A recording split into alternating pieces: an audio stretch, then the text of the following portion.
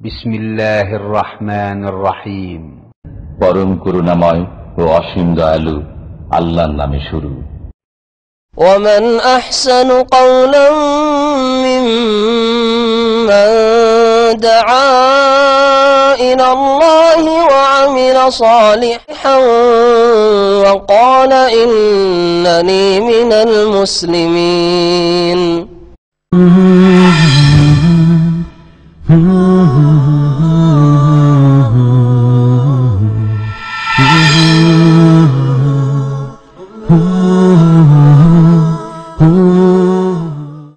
أعوذ بالله من الشيطان الرجيم. إن الذين اتخذوا العجل سينالهم غضب من ربهم وذلة في الحياة الدنيا وكذلك نجزي المفترين. والذين عملوا السيئات ثم تابوا من بعدها وآمنوا إن ربك من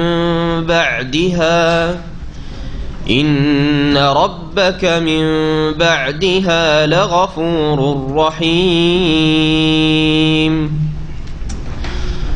ولما سكت عن موسى الغضب أخذ الألواح وفي نسختها هدى ورحمة للذين هم لربهم يرهبون.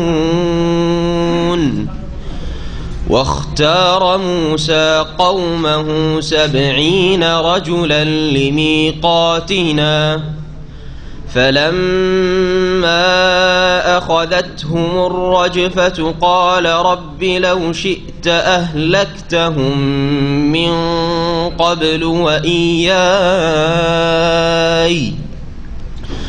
أتهلكنا بما فعل السفهاء منا إن هي إلا فتنتك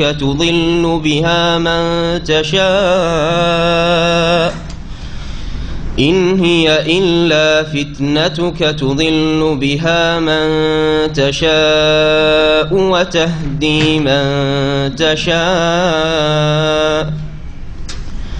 أنت ولينا فاغفر لنا وارحمنا وأنت خير الغافرين. واكتب لنا في هذه الدنيا حسنة وفي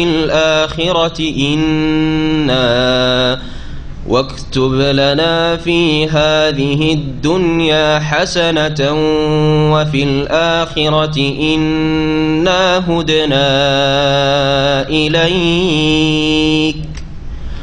قال عذابي أصيب به من أشاء ورحمتي وسعت كل شيء فسأكتبها للذين يتقون ويؤتون الزكاة والذين هم بآياتنا يؤمنون. السلام عليكم ورحمة الله وبركاته.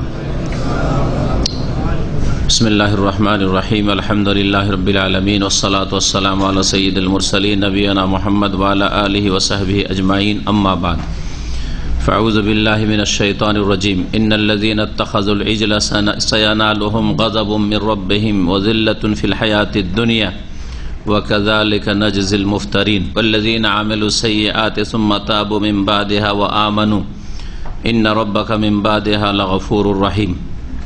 মহান আল্লাহর সমস্ত প্রশংসা যে আল্লাহ পাক রব্বুল আলামিন কোরআনে কারীম নাযিল করেছেন, যাতে রয়েছে সুন্দর সুন্দর কাহিনী, যেগুলি থেকে মানুষের হেদায়েতের উদ্দেশ্য করা হয়েছে। আল্লাহ পাক রব্বুল আলামিন এসব ঘটনাবলীর মাধ্যমে মানব জাতিকে সঠিক রাস্তা দেখাতে চেয়েছেন। সালাত এবং সালাম নাযিল হয়েছে মুহাম্মদুর রাসূলুল্লাহ সাল্লাল্লাহু আলাইহি সাল্লামের উপর, যার প্রতি কোরআন কারীম নাযিল করা হয়েছে। আমাদের তাফসীর চলছে সূরাতুল আরাফের। সূরাতুল আরাফের আজকে তাফসীর হবে আয়াত নম্বর 152 থেকে। এখানে আল্লাহ পাক রব্বুল আলামিন আলোচনা করেছেন বনি ইসরাইলের ওই জাতির, যেই জাতি সাগর পার করার পরে আল্লাহর নিয়ামত পেল, কিন্তু অল্প কয়েকদিনের মধ্যে 40 দিনের মধ্যে মুসা আলাইহিস সালাম গেলেন তুর পাহাড়ে। এইদিকে তারা বাছুরের পূজায় লিপ্ত হয়ে মুশরিক হয়ে পড়ল। ওদের কথা আল্লাহ পাক বলছেন, যার কথা এর আগেও উল্লেখ করা হয়েছে। বলছেন ইন্নাল্লাযীনা ইত্তাখাযুল ইজলা, নিঃসন্দেহে যারা বাছুরকে উপাস্য হিসাবে গ্রহণ করেছিল, বাছুরের পূজা শুরু করেছিল, সায়ানালুহুম গাযাবুম মির রাব্বিহিম, তাদের প্রতিপালকের পক্ষ থেকে তাদের ওপর পতিত হবে বা পতিত হয়েছে আল্লাহর গজব, আল্লাহর ক্রোধ, আল্লাহর গজবের তারা অংশীদার হয়েছে, গজব নেমেছে তাদের ওপর। তাহলে এই জাতি, ইহুদি জাতি, যাদের উপর আল্লাহর গজব হয়েছে, আর যাদের উপর আল্লাহর গজব হয় ওদেরকে আরবি ভাষায় বলা হয় মাগজুব। কি বলা হয়? মাগজুব। এই মাগজুব কথাটি কোন সূরায় উল্লেখিত হয়েছে? সূরা ফাতিহাতে। তো সূরা ফাতিহায় মানুষকে 3 ভাগে আল্লাহ পাক বিভক্ত করেছেন। তার মধ্যে প্রথম শ্রেণীর মানুষ হচ্ছে আনআমতা আলাইহিম, আল্লাহ যাদেরকে পুরস্কৃত করেছেন তারা হচ্ছে মুমিনিন, আম্বিয়া রসুলগণ, সিদ্দিকিন অতি সত্যবাদী মুমিন, সোহাদা আল্লাহ রাস্তার শহীদ এবং ওলামা, ওয়াসসালেহিন এবং নেক মুমিন মুসলিম। এরা হচ্ছে যাদের উপর আল্লাহ পাক এনাম করেছেন, যাদেরকে আল্লাহ পুরস্কার দান করেছেন। আর দ্বিতীয় দল গায়রিল মাগদুবে আলাইহিম, দ্বিতীয় দল হচ্ছে মাগদুব আলাইহিম, যাদের ওপর আল্লাহ পাকের গজব হয়েছে। আল্লাহ ওদের রাস্তা দেখায়ও না, যাদের ওপর তোমার গজব হয়েছে, ক্রোধ হয়েছে, গজবকৃত জাতি, যাদের উপর গজব করা হয়েছে আল্লাহ পাকের, ওরা ইহুদিরা। গজব কেন তাদের ওপর হয়েছে? যে তারা জানতো, জানার পরেও তারা পাপিষ্ট ছিল। হ্যাঁ, জানার পরেও তারা কি ছিল? পাপী ছিল। জানে যে এটা হারাম, জানে যে এটা ওয়াজিব ফরজ, তারপরেও পালন করে না। জানার পরেও অমান্য করে, পালন করে না, অবহেলা করে। ওদের উপর আল্লাহর আরো বেশি রাগ ক্রোধ রয়েছে। এই জন্য গজবের কথা আল্লাহ উল্লেখ করেছেন। ইহুদি জাতিরা জানতো, তাওরাতের যথেষ্ট জ্ঞান ছিল তাদের কাছে। তাদের জন্য একজন আল্লাহ পাক রব্বুল আলামিন এমন রসুল পাঠিয়েছেন যিনি তাওরাত নিয়ে এসেছেন, যিনি আল্লাহর সাথে সরাসরি কথা বলেছেন, কালিমুল্লাহ। তারপরেও তারা জ্ঞান থাকা সত্ত্বেও জ্ঞান পাপী ছিল। এই জন্য ওদের উপর আল্লাহর গজব হয়েছে। এই চরিত্র যে কোনো মানুষের মধ্যে থাকবে। তারা ওই ইহুদিদের যেহেতু চরিত্র গ্রহণ করেছে, সেই জন্য ইহুদির উপর গজব হয়েছে। যারা জানার পরেও আমল করবে না, তাদের উপর আল্লাহর গজব হবে। এটা শুধু ইহুদিদের সাথে খাস নয়, মাগজুব আলাইহিম। ইহুদিরা হচ্ছে প্রথম সারির মাগজুব আলাইহিম, আর ওদের অনুসারী যারা জানছে তারপর আমল করছে না, ওদের উপর আল্লাহর গজব হইতে থাকবে। মুসলিম সমাজের ওই সব লোকেরা যারা জানার সুযোগ সুবিধা পেল, জানলো অথবা জানার সুযোগ সুবিধা পেল, যেমন সৌদি আরবে যারা এসেছেন জানার সুযোগ সুবিধা পেয়েছেন, সহি আকীদা জানার সুযোগ পেয়েছেন, সহি সুন্নাত জানার সুযোগ পেয়েছেন। এখানে স্পষ্ট হয়েছে যে আমাদের দেশে প্রচলিত ইসলাম আর এখানকার ইসলাম আমলে পার্থক্য, আকীদাই পার্থক্য। হ্যাঁ, যেটাকে আমাদের দেশের লোকেরা নেকির কাজ মনে করি, এখানে পাওয়াও যায় না। সবে মেরাজ পাওয়া যায় না, সবে বরাত পাওয়া যায় না। প্রশ্ন জাগছে, তারপরে উত্তর নিলেন না, চলে গেলেন চোখ বন্ধ করে, অন্তরকে বন্ধ করে।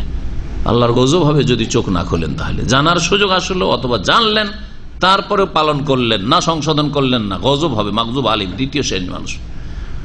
ওয়ালা দলিন তৃতীয় শ্রেণীর মানুষ হচ্ছে দলিন, যারা পথহারা, পথভ্রষ্ট, গোমরাহ, রাস্তা হারিয়ে ফেলেছে।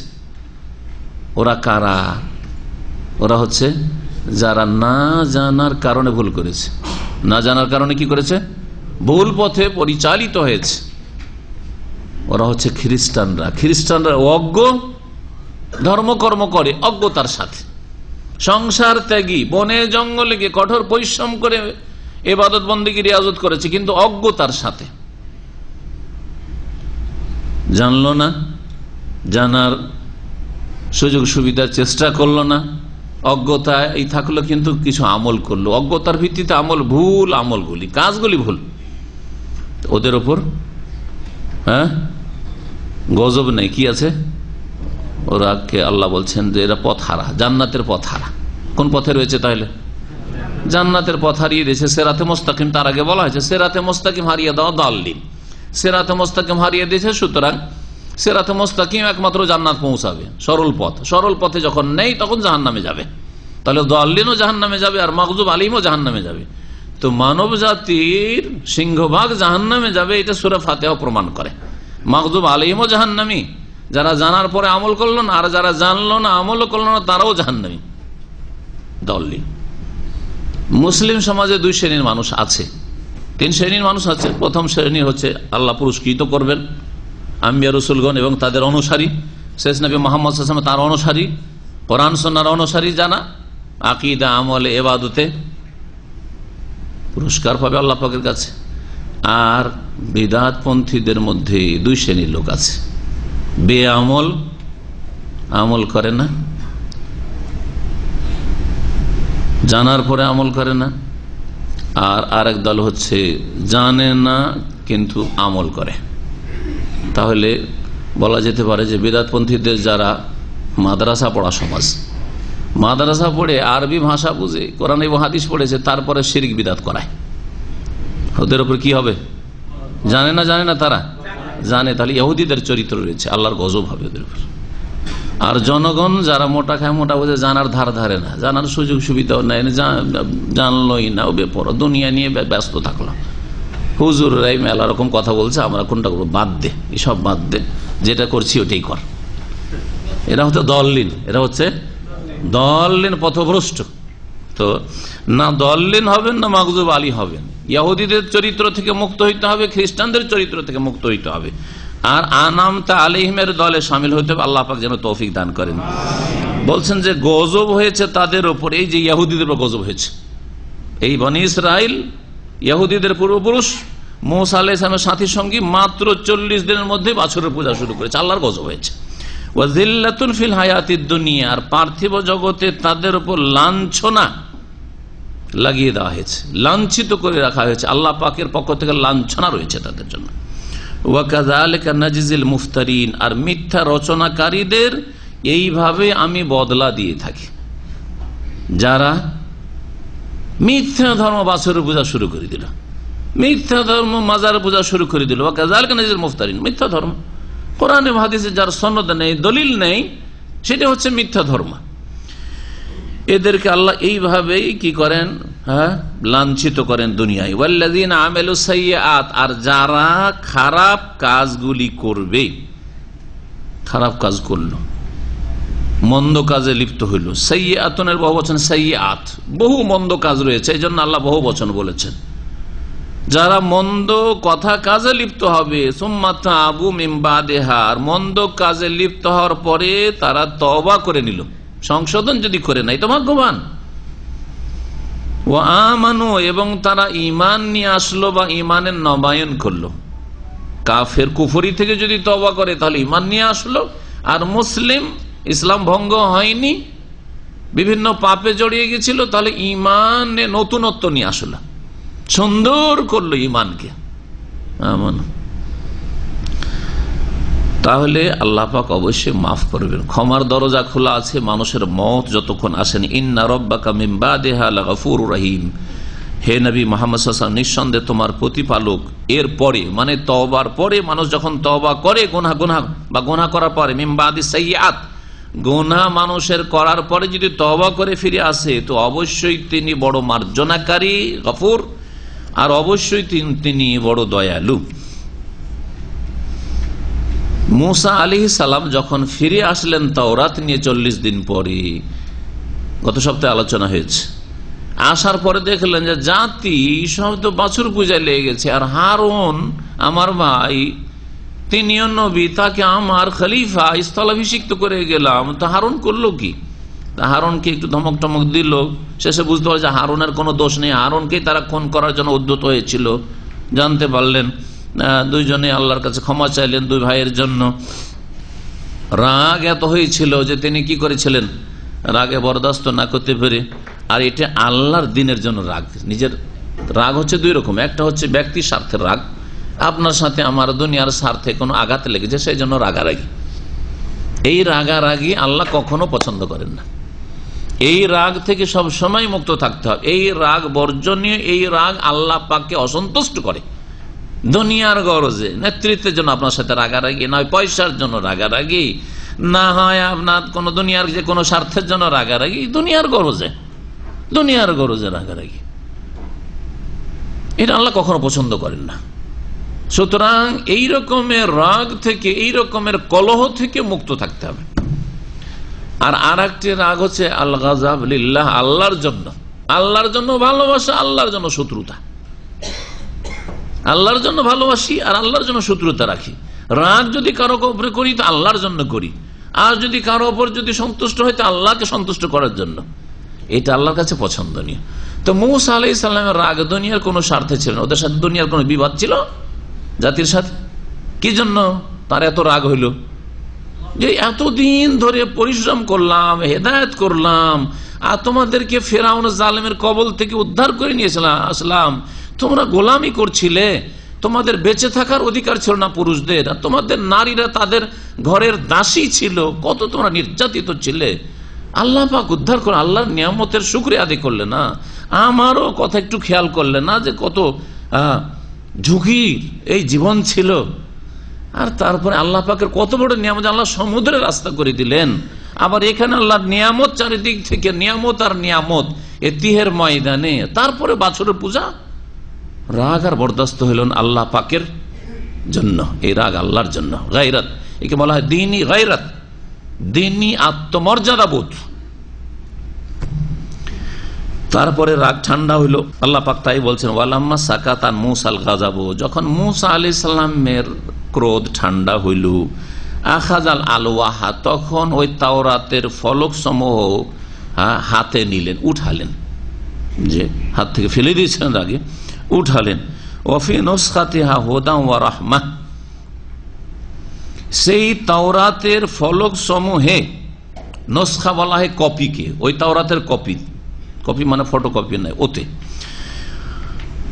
যাতে তাওরাত লেখা ছিল, এই ফলকগুলিতে তাতে ছিল, ওই কপিতে ছিল হিদায়াত, সঠিক পথের দিক নির্দেশনা, আর ওয়া রাহমা, এবং আল্লাহ পাকের করুণা ছিল, দয়া ছিল, তাতে দয়ার কথা ছিল। কার জন্য, কারা এই রহমত হাসিল করবে আর কারা তাওরাত থেকে হেদায়েত হাসিল করবে বা করেছে? লিল্লাযিনা হুম লিরাব্বিহিম ইয়ারহাবুন, ওই সব লোকদের জন্য যারা তাদের প্রতিপালককে ভয় করে, যারা প্রতিপালককে ভয় করে। ঠিক এইরকমই কথা কোরআনে কারীম সম্পর্কে বলা হয়েছে।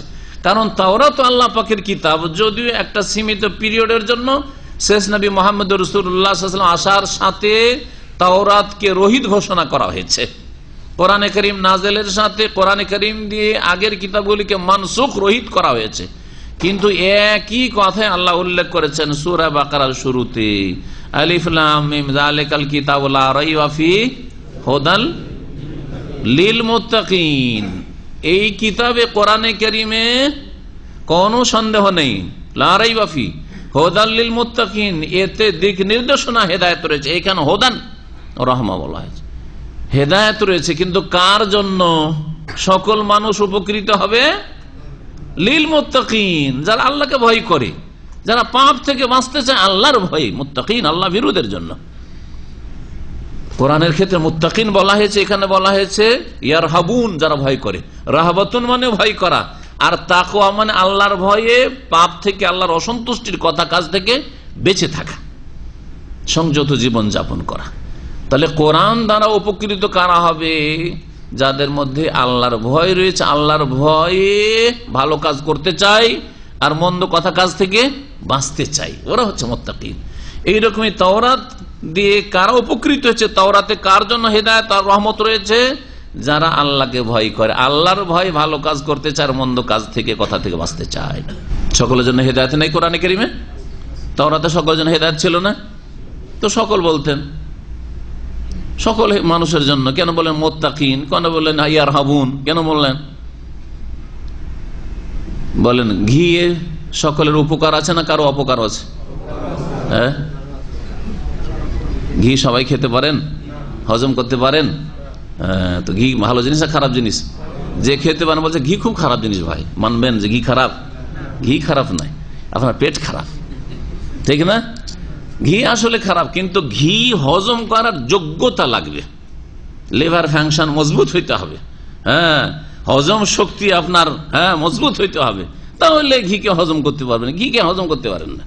তো মুত্তাকিন কোরআনে কারীমকে হজম করতে পারবে, কোরআনে কারীমকে আমলে নিয়ে আসবে, সাদরে গ্রহণ করবে। কিন্তু যে ভয় করে না, পাপ থেকে বাঁচতে চাই না, সে কাজে পরিণত করবে না কোরআনে কারীমকে। তাওরাত কেউ করে নাই, সুতরাং উপকৃত হয়নি। এই মর্মে আরো সূরা বনী ইসরাঈল আয়াত পেশ করা যেতে পারে, ওয়া নাযালু মিনাল কোরআনে মা হুয়া শিফাউন ওয়া রাহমাতুন লিল মুমিনিন। কোরআনে কারীমে শিফা, আরোগ্য রয়েছে, আর রহমত রয়েছে, কিন্তু কার জন্য? বলেন যে লিল না, সকল মানুষের জন্য। কোরআন দানা সকলের রোগ ভালো হবে না, অন্তরের রোগ, কুফরি, শিরক, পাপ, হিংসা, বিদ্বেষ, শত্রুতা, কলহ, সংশয়, সকলের ভালো হবে না। আর রহমত সকলের জন্য, শেফা ওয়া রাহমাতুন লিল মুমিনিন, বিশ্বাসীর জন্য, যে বিশ্বাস করবে, যেটি আল্লাহর আসমানি সিলেবাস। এতেই আসল জীবন গড়া যেতে পারে। জীবন বিধান হচ্ছে একমাত্র আল কোরআনুল কারীম, যে বিশ্বাস করবে। ওয়ালা ইয়াজিদু যালিমিন ইল্লা খাসার। আর জালেম যারা, অবিশ্বাসী, বাস্তবায়ন করতে চায় না কোরআনী বিধান, তাদের শুধু ক্ষতি হবে না, ক্ষতি বৃদ্ধি পাবে। আল্লাহ বলছেন ক্ষতি আরো বাড়বে। কোরআন আসার পর আর কোনো অজুহাত নেই যে আল্লাহ জানতাম না কথা বলার কোনো সুযোগ নেই। এই ছিল মুসা আলাইহিস সালাম সম্পর্কে, এবং মুসা আলাইহিস সালাম যে তাওরাত নিয়ে আসলেন আর যে ঘটনা হয়েছিল সে সম্পর্কে। তারপরে মুসা আলাইহিস সালামের জাতি যেহেতু মুশরিক হয়ে গেছে, এখন এদের তওবার, আলহামদুলিল্লাহ বলেন যে আমাদের তওবা শুধু অন্তর থেকে, আর জবানে তওবা করলে তওবা কবুল হয় আল্লাহ পাকের কাছে, ঠিক না?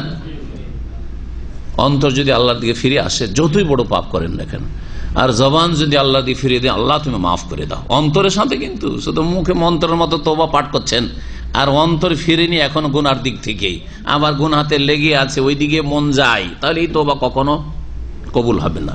আর এই তওবার কোনো মূল্য নেই, জবানের মন্ত্রের কোনো মূল্য নেই। আসল তওবা হচ্ছে অন্তরের তওবা, আসল ফিরে আসা, প্রত্যাবর্তন হচ্ছে অন্তরের প্রত্যাবর্তন, আর তারপরে জবান ফিরাইতে হবে আল্লাহর সন্তুষ্টির দিকে।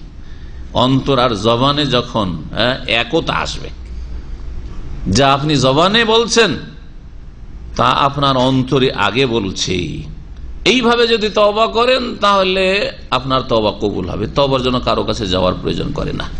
যারা গিয়ে তওবা করে, এক তো বিদাতি তরিকা, দ্বিতীয় নম্বর তারা মন্ত্র পাঠ করে, সেই জন্য এই মন্ত্রের তওবা কোনো মূল্য রাখে না। হুজুরের কাছে, পীরের কাছে গিয়ে তওবা পাঠ করে, মন্ত্র পড়ে, আকীদা আমলে কোনো পরিবর্তন নেই। ও শিরক বিদআতের জিন্দেগি চলতে আছে, পাপের জিন্দেগি চলতে আছে। আর এইটা কাফেরদের বিজাতির সাদৃশ্যতা। ধর্মকর্ম করার জন্য ব্রাহ্মণের কাছে যাওয়া লাগে হিন্দুদের, খ্রিস্টানদের ধর্ম করার জন্য চার্চে যাওয়া লাগে, আর চার্চের গুরুদের কাছে, পুরোহিতের কাছে যাওয়া লাগে। আর মুসলিম বিদাতিদের তওবা টবা করার জন্য পীরের কাছে বা হুজুরের কাছে যাওয়া লাগে। বুঝা গেছে? বিজাতি, এটি কুসংস্কার, তাদের অনুকরণ।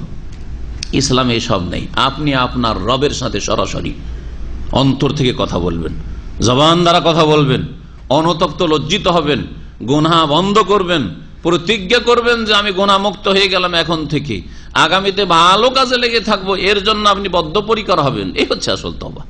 বনী ইসরাইল, ইহুদিদের তওবা, তওবার জন্য তাদের একে অপরকে হত্যা করবে, না হলে কোনো তওবা নেই। ফাতুবু ইলা বারি ফাকতুলু আনফুসাকুম, তোমাদের সৃষ্টিকর্তার কাছে তোমরা তওবা করো এবং তোমরা একে অপরকে খুন করো। অন্ধকারে কেউ কাউকে দেখবে না, বাপ বেটাকে খুন করছে, ভাই ভাইকে খুন করছে, জি হ্যাঁ, চলতে থাক।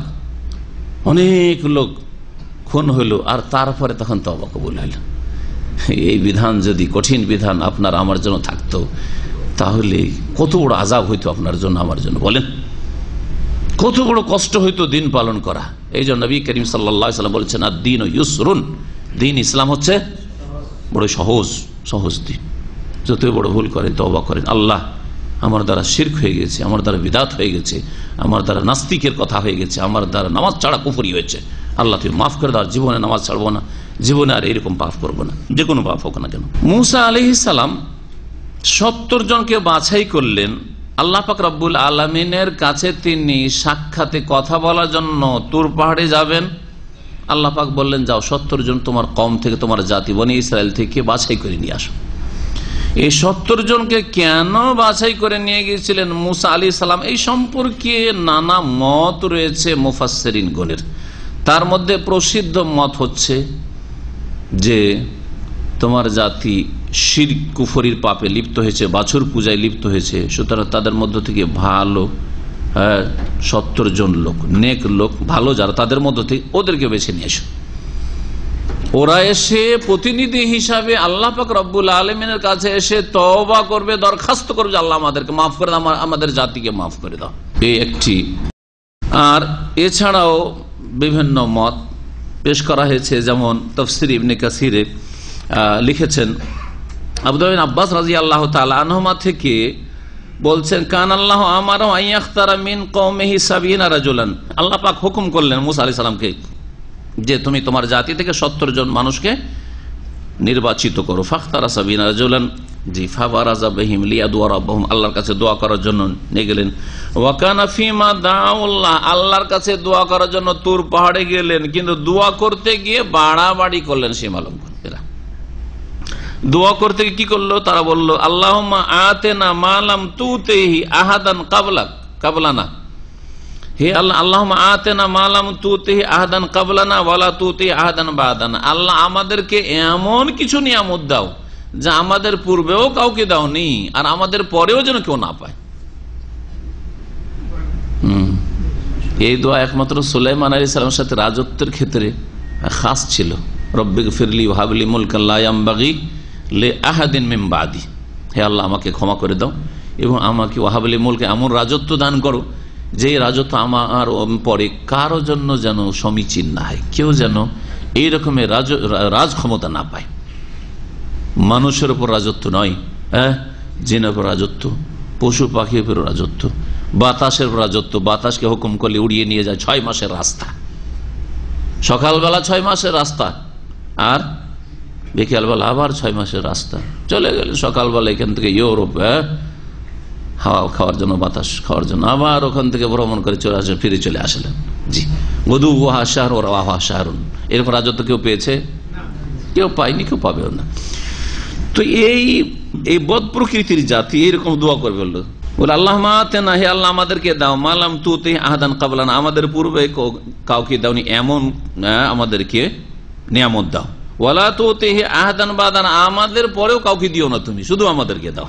ফাকারিহা আল্লাহু যালিকা মিন দুআ, আল্লাহ পাক এইরকম দোয়াকে অপছন্দ করলেন, আল্লাহ ভালো মনে করলেন না। ফাআখাযাতহুমুর রাজফাতু, সুতরাং আল্লাহ অসন্তুষ্ট হয়ে ভূমিকম্প দিলেন, ভূমিকম্প হইল, তাদের সবগুলি মরে গেল।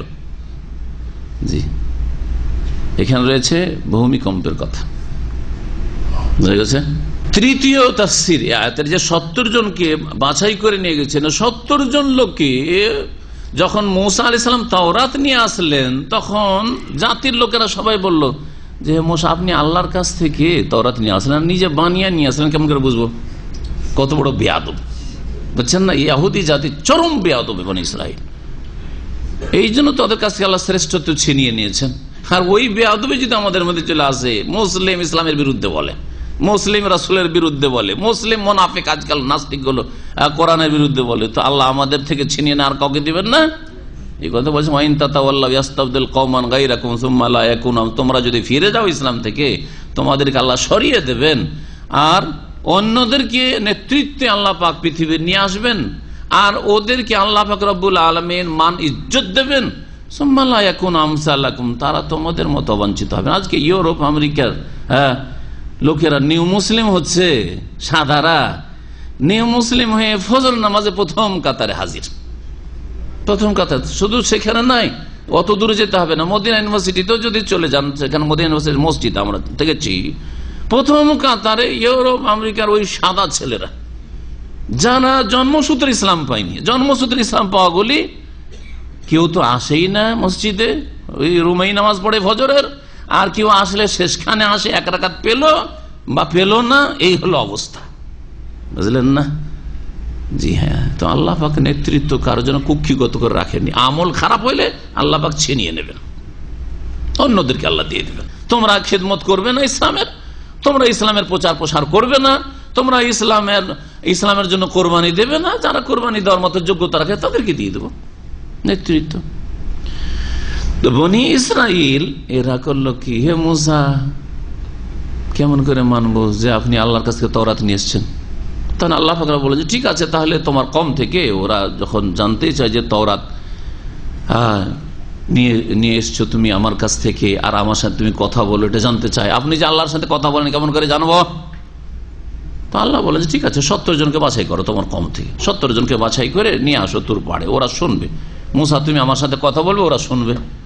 ওরা দাঁড়িয়ে থাকলে একটু দূরে, আর মুসা আলাইহিস সালাম কথা বলছেন, কথা শুনতে পাচ্ছে, কথা শুনতে পাচ্ছে। তারপরে বিশ্বাস করেন না যে মুসা আপনি আল্লাহর সাথে কথা বলেন আর কারো সাথে কথা বলেন, কেমন করে বুঝবো? হ্যাঁ, এই বদমাইশ গুলো বললো লান নুমিনা লাকা হাত্তা নারাল্লাহ জাহরা, সূরা বাকারাতে রয়েছে। সূরা বাকারা আয়াত নম্বর 47 থেকে ওই ঘটনাগুলি বর্ণনা করা হয়েছে, 55, 56 এগুলো তো লান নুমিনা লাকা, হে মুসা আপনার এই কথা বিশ্বাসই করবো না, আপনি আল্লাহর সাথে কথা বলে এলেন, আপনি আল্লাহর সাথে কথা বললেন, আমরা কথা শুনলাম ঠিক আছে, কিন্তু আল্লাহর সাথে না কার সাথে? লান নুমিনা লাকা, বিশ্বাসই করবো না, হাত্তা নারাল্লাহ জাহরাতান, যতক্ষণ আল্লাহকে সামনাসামনি আমরা না দেখতে পাবো। জাহারাতান, প্রকাশ্যে আমরা দেখতে চাই আল্লাহকে। ফাখাযাতুহুমুস সাইকা, আল্লাহ হচ্ছে তখন তাদেরকে বজ্র আঘাত করলো। ওখানে বজ্রের কথা রয়েছে, বজ্রাঘাত হলো তাদের উপর, বিদ্যুতের যে বজ্রাঘাত হয়, বজ্রাঘাতে তারা সব মরে গেল 70 জন। এখানে রয়েছে রাজফা, তাহলে সমন্বয় কি? যে ঘটনা একটি হয় তাহলে আর ঘটনা একটি, আল্লাহু আলাম। বলেছে মুফাসসিরগণ যে 2 রকম আযাবে তারা মরেছে, এদিকে নিচে থেকে জমিন থেকে ভূমিকম্প শুরু হয়েছে, আর ওপর থেকে বজ্রাঘাত হয়েছে, তাতে তারা সবগুলি মরে গেল। মুসা আলাইহিস সালাম তো পেরেশান হয়ে গেলেন যে আল্লাহ, জাতির কাছে ফিরে যাব একাই, আর এই 70 জন মরে গেল, তো তুই তো মেরে দিয়ে চলে এসেছিস, আর এক বিপদ, তাই না? এই যে সবকে খুন করে দিয়ে চলে এসছে, ঠিক না? আল্লাহ কি ফাঁসলাম, তাই আসছেন এখন বলছেন ওয়াখতারা মুসা কওমাহু 70 রাজুলান, মুসা আলাইহিস সালাম নির্বাচিত করলেন, বাছাই করলেন তার সম্প্রদায় থেকে 70 জন পুরুষকে, লিমিকাতিনা, আমার সাথে নির্ধারিত সময়ে দেখার জন্য, সাক্ষাতের জন্য, লিমা বা আমার নির্ধারিত সময়ের জন্য, আমি সময় নির্ধারণ অমুক সময় তুমি 70 জন লোককে নিয়ে আসো, আমি কথা বলবো, তারা শুনবে। ফালাম্মা আখাযাতহুমুর রাজফা, যখন তাদেরকে ভূমিকম্প পাকড়াও করলো, যখন তারা দেখতে চাইলো সরাসরি আল্লাহকে দেব, তখন ভূমিকম্প শুরু হয়ে গেল, মরে গেল সবগুলি। যখন মরে গেল তখন মুসা আলাইহিস সালাম বললেন রব্বে, হে আমার প্রতিপালক, লাউ শি'তা আহলাকতাহুম মিন ক্বাবলু, হে আল্লাহ তুমি যদি চাইতে তাদেরকে এর আগেই ধ্বংস করে দিতে, এখন কেন এইখানে নিয়ে এসে ধ্বংস করলে? যখন বাছুর পূজা করেছিল এরা, তখনই সব পুরো জাতিটাকে ধ্বংস করতে, এরাও ধ্বংস হয়ে যেত, ওখানে সবাই দেখতো যে ধ্বংস হয়ে গেছে, কিন্তু ওরা ওখানে বেঁচে আছে বাছুর পূজারীরা, আর ওদের প্রতিনিধি 70 জন এখানে যদি মারা যায় তো কেমন অবস্থাটা হইল আমার, কি বলবো গিয়ে জাতিকে? রব্বে লাউ শি'তা আহলাকতাহুম, আল্লাহ তুমি যদি চাইতে এদেরকে ধ্বংস করে দিতে মিন ক্বাবলু, এর পূর্বেই, ওখানে যখন বাছুর পূজা করেছিল, ওয়া ইয়া, এবং আল্লাহ তুমি চাইলে আমাকে ধ্বংস করতে পারতে আগেই। আতুহলিকুনা বিমা ফাআলাস সুফাহু মিন্না, আমাদেরকে কি হে আল্লাহ তুমি ধ্বংস করে দেবে আমাদের নির্বোধগুলির অপকর্মের কারণে, বা ভুলের কারণে, অন্যায়ের কারণে। বেমা ফাআলাস সুফাহু, সাফিহুনের বহুবচন সুফা, নির্বোধ, যেটাকে আমাদের দেশের ভাষায় বেকুব লোক বলা হয়, সাফিহুন বেকুব লোক, যে নির্বোধ, বুঝে কম। তো আমাদের অবুঝ বা নির্বোধ লোকগুলির কর্মের কারণে তুমি কি আমাদেরকে ধ্বংস করে দেবে? ইনহিয়া ইল্লা ফিতনাতুকা, হে আল্লাহ এই তো একমাত্র তোমার পরীক্ষা, তুমি তো আমাকে পরীক্ষায় ফেলে দিলে। তুযিল্লু বিহা মান তাশাউ, যাকে চাও তুমি এই পরীক্ষা দ্বারা পথভ্রষ্ট করো। ওয়া তাহদি মান তাশাউ, পরীক্ষার মাধ্যমে যারা উত্তীর্ণ হয় তাদেরকে তুমি হেদায়েত করো, যাকে তুমি চাও হেদায়েত দান করো।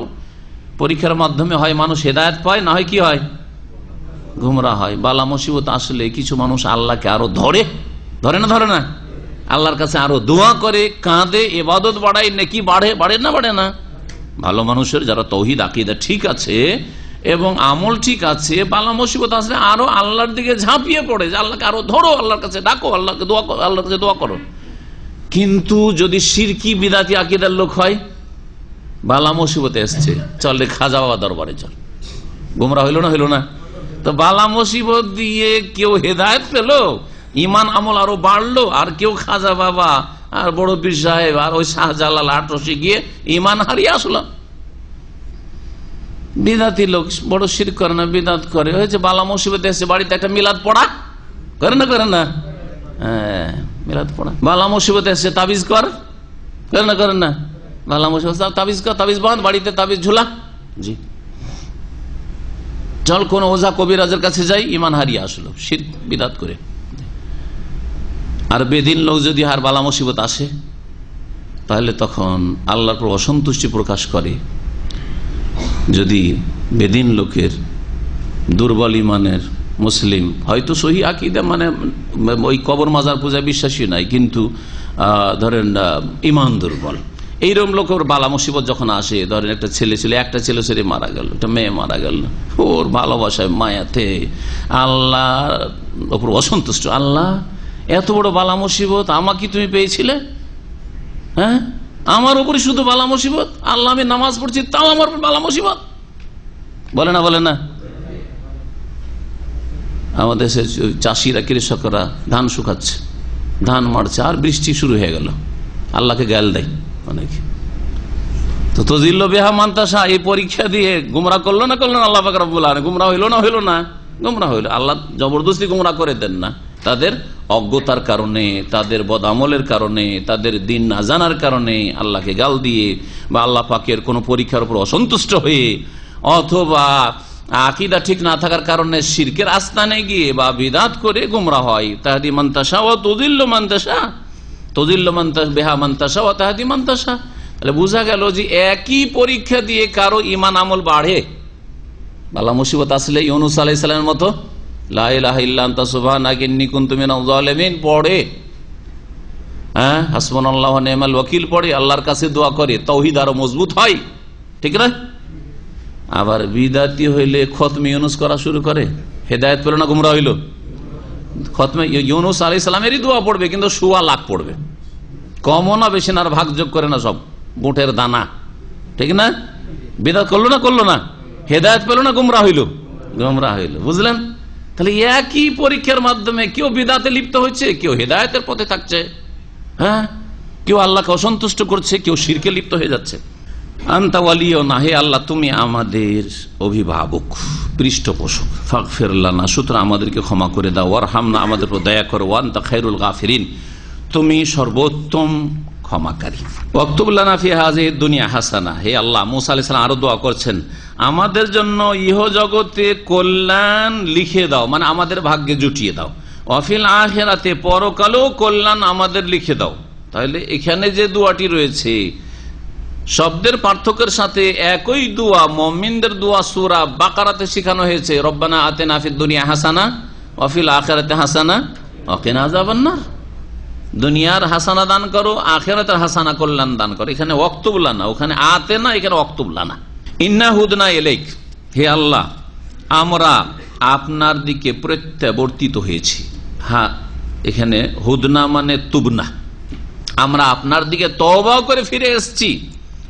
ভুল করেছে আমার সাথীরা, যে আল্লাহকে দেখতে চায়, আল্লাহকে না দেখলে কেমন করে জানবো, হ্যাঁ? সুতরাং আল্লাহ এদেরকে ধ্বংস করে দিও না। মারা গিয়েছিল, আল্লাহ পাক আবার জীবিত করে দিলেন। সুম্মা বা'আসনাকুম বা'দা মাউতিকুম লাআল্লাকুম তাশকুরুন, আল্লাহ সূরা বাকারা বলছেন সে যে মরে গেল বজ্রপাত হয়ে আর ভূমিকম্প হয়ে, আল্লাহ বলছেন সুম্মা বা'আসনাকুম, তারপর তোমাদেরকে জীবিত উঠিয়ে দিলাম, দাঁড়িয়ে গেল, সব জীবিত হয়ে গেল। মিন বা'দা মাউতিকুম, তোমাদের মরে যাওয়ার পরে, লাআল্লাকুম তাশকুরুন, যাতে করে আল্লাহর শুকরিয়া আদায় করো। যে মরে গেছিলাম, আল্লাহ যদি হায়াত না ফিরিয়ে দিতেন তাহলে মৃত থেকেই যেতাম। ইন্না হুদনা ইলাইক, মূসা আলাইহিস সালাম বললেন, আল্লাহ আমরা তোমার দিকে প্রত্যাবর্তন করছি। কালা, তখন আল্লাহ বলেন, আযাবি উসিবু বিহি মান আশা, আমার আযাব যাকে ইচ্ছা আমি দেব, যাকে ইচ্ছা আযাব দেব। তো আল্লাহ পাক তো ভালো মানুষকে আযাব দেন না, যখন খারাপ হয়ে যায় মানুষ তখন আল্লাহর আযাব আসে। ওয়া রাহমাতি ওয়াসিআত কুল্লা শাই, তবে আমার দয়া, আমার করুণা, ওয়াসিআত কুল্লা শাই, প্রত্যেক বস্তুকে পরিব্যাপ্ত, শামিল। ওয়াসিআত, প্রত্যেক বস্তুকে ঘিরে আছে আল্লাহ পাকের রহমত দুনিয়াতে। এই জন্য দুনিয়াতে আল্লাহ সৎ লোককেও দিচ্ছেন তার নিয়ামত, অসৎকেও দিচ্ছেন, মুমিনকেও দিচ্ছেন, কাফেরকেও দিচ্ছেন, আল্লাহর দুশ্মনকেও আল্লাহ দিচ্ছেন। আমরা দুশ্মনকে এক দানা দেব না, ঠিক না? কিন্তু আল্লাহ পাক রব্বুল আলামিন বরং দেখা যাচ্ছে দুনিয়াতে আল্লাহর দুশ্মনকে বেশি দিয়ে রেখেছেন, আল্লাহর নাফরমানকে বেশি দিয়ে রেখেছেন, অবাধ্যকে পাপিষ্টকে বেশি দিয়ে রেখেছেন। দুনিয়ার রহমত সকলের জন্য, সকল বস্তু শামিল দুনিয়ার রহমতে, কিন্তু আখিরাতের রহমত মুমিনদের জন্য। আখিরাতের যে রহমত রয়েছে সেটা কত ভাগ? দুনিয়ার রহমত আর আখিরাতের রহমত। দুনিয়ার রহমত কত ভাগ? যাতে মুমিন কাফের সৎ ও অসৎ আর সমস্ত পশু পাখি প্রাণী সবকিছুই পাচ্ছে তার থেকে। আর আখিরাতের জন্য কতটা ভাগ আল্লাহ রেখেছেন? এই মর্মে হাদিস জানা আছে, ইন্নাল্লাহ খালাকা মিয়াতা রাহমা, আল্লাহ পাক 100টি রহমত সৃষ্টি করলেন, তার মধ্যে একটি রহমত দুনিয়ায় দিলেন, তাতে এই দুনিয়ার সকলে আল্লাহর এই রহমত পাচ্ছে, এমনকি একে অপরের উপর দয়া করছে। শুধু মানুষ নাই, এমনকি পশু পাখি যে নিজের বাচ্চার উপর মায়া করছে। একটা বকরি ছাগল বা গরু তার বাচ্চা তার পায়ের তলে ঢুকে যাচ্ছে, তখন পাটাকে উঠিয়ে নিচ্ছে। কেন? যাতে করে পায়ের তলে চাপা পড়ে আমার বাচ্চাটা না মারা যায়। এই যে দয়া, এই যে মায়া, ওই এক ভাগ আল্লাহর রহমত যে আল্লাহ দুনিয়ায় দিয়েছেন তারই একটা অংশ। এতে এত মায়া বাচ্চাদের উপর। মুরগির বাচ্চা যখন দেখতে পাচ্ছে মুরগি আমার বাচ্চাগুলি ধরার জন্য বাজ পাখি অথবা চিল আসছে বা কাক আসছে আক্রমণ করার জন্য, তখন পেটের তলায় লুকিয়ে নিচ্ছে। আর যদি দেখে যে আক্রমণ করার জন্য আসছে, তাকে নুচতে পারে, তাদের লাফ দিয়ে যাচ্ছে তার দিকে, নুচার জন্য যায় না, প্রতিহত করার জন্য। কিসের জন্য? ওই যে মায়া, মায়াতে যে ভাগটা পেয়েছে আল্লাহর রহমতের একটা ভাগ পেয়েছে মা। মানুষ চিন্তা করেন, আপনার মা সারা রাত আপনার জন্য জেগে, কয়েক রাত আপনি অসুস্থ কান্না করেন, আপনার মা ঘুমায়নি। বাপ অনেক সময় বিরক্ত হয়ে যায়, যাও তো একটু বাইরে নিয়ে যাও, একটু তো আরাম করে, সারা রাত চলে গেল, একটু তো ঘুমাইতে দাও। মা, আপনার স্ত্রী বাচ্চাকে নিয়ে বাইরে চলে গেছে, ঘোরাঘুরি করছে, সারা রাত জাগছে, এরকম হয় নাকি? নাই, এগুলো বুঝেন না, আপনার বোধ শক্তি নেই। হ্যাঁ, তারপরে যদি মায়ের সাথে খারাপ আচরণ করেন, তারপরে যদি স্ত্রীর সাথে খারাপ আচরণ করেন, আপনার বাচ্চাগুলো, আপনার মনটা বিরক্ত হয়ে যায়। সকালে ডিউটি করতে হবে আর সারা রাত চলো, রাত 2-3টা বেজে গেল, ঘুমাইতে পেলাম না, বাচ্চা একটু বাইরে নিয়ে যাও। অনেক সময় করে দেন আপনি, কিন্তু আপনার স্ত্রী করে না এই কাজটা, যে আমিও বাচ্চাকে বাইরে ফেলে এসে আমিও শুয়ে যাই, আমারও তো জান আছে, আমারও তো শরীর আছে, আমারও তো ঘুম আছে। করে না। তারপরে স্ত্রীর সাথে খারাপ আচরণ কেন? আল্লাহ পাক যেন আমাদের সকলকে হেদায়েত দান করেন। কি বলছিলাম? 99টি রহমত আল্লাহ পাক রব্বুল আখিরাতের জন্য খাস রেখেছেন। নবী করিম সাল্লাল্লাহু আলাইহি ওয়াসাল্লাম, এই রহমত একমাত্র পাবে কারা?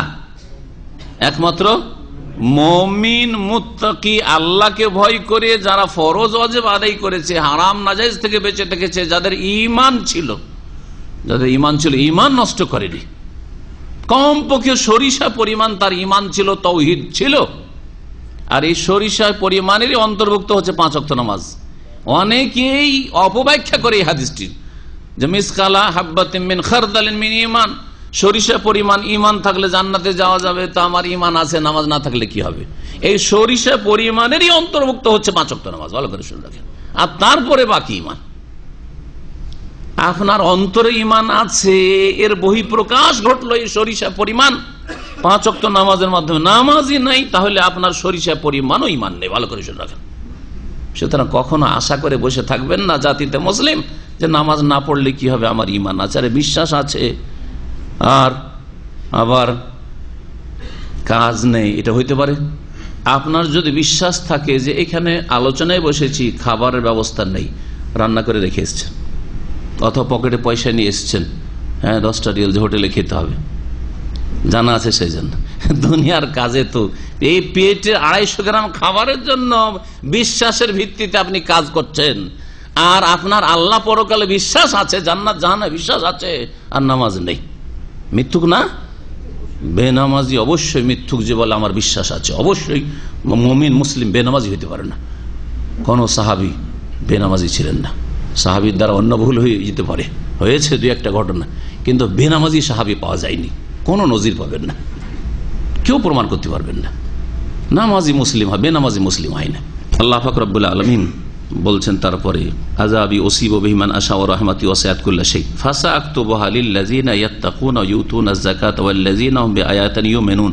এই আয়াত সম্পর্কে মুফাসসিরিনগণ লিখেছেন, যখন এই আয়াতটুকু নাযিল হইল, নবী সাল্লাল্লাহু আলাইহি ওয়াসাল্লাম শোনালেন কি, যে ওয়া রাহমাতি ওয়াসিআত কুল্লা শাই, আমার রহমত সমস্ত বস্তুকে পরিব্যাপ্ত, শামিল।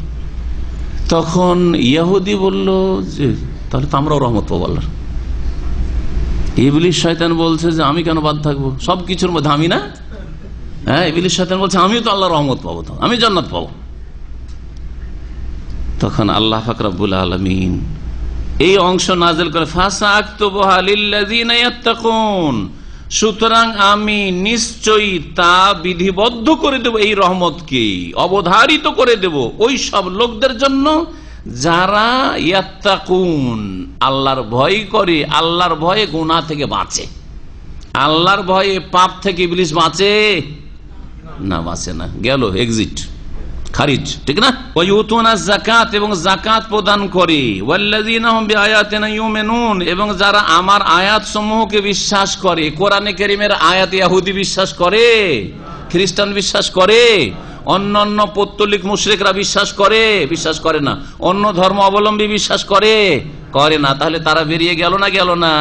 তাহলে আখিরাতের রহমত ফাসআকতুবুহা অবধারিত করব কার জন্য?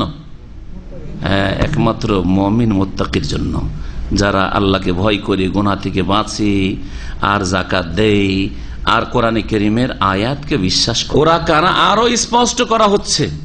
কেউ যদি বলে যে আমি তাওরাতের অনুসারী, আমি ইনজিলের অনুসারী, আমি বিশ্বাসী, আল্লাহ বিশ্বাস করি, আমি যাকাতও দিই, দোয়া দেব, দান খেরাত করব, হ্যাঁ আমিও গুনাহ থেকে বেঁচে থাকি আল্লাহর ভয়ে। আল্লাহ বলছেন আল্লাযীনা ইয়াত্তাবিউনা রাসূলান নাবিয়াল উম্মি।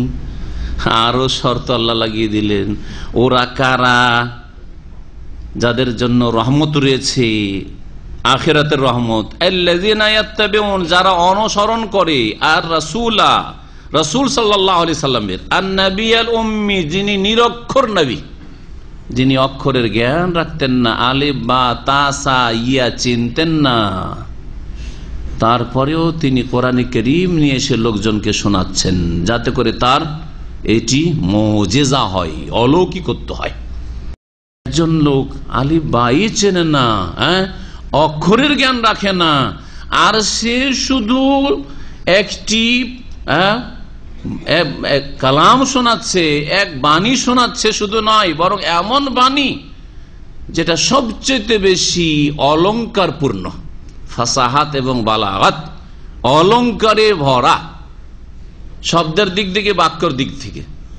আরে অনেকে অন টু পাস বাংলা কথা বলতে পারে, কিন্তু বাংলা কথা বলতে গিয়ে তার বাংলার অবস্থা খুব খারাপ করে দেয়, ঠিক না?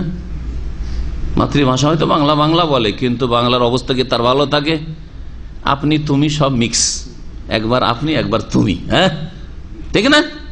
জি, মানুষও করেছেন, বস্তুও করেছেন, বুঝা গেছে? এখন আপনাদের সামনে ক্যামেরা রেকর্ড করবেন, একজন বলছে এরকম যে ক্যামেরা এখন রেকর্ড করছেন, ঠিক আছে, বাংলা তো বলছে কি, কিন্তু সহি বাংলা বলো। সাধু চলতি মিশ্রিত সব একাকার।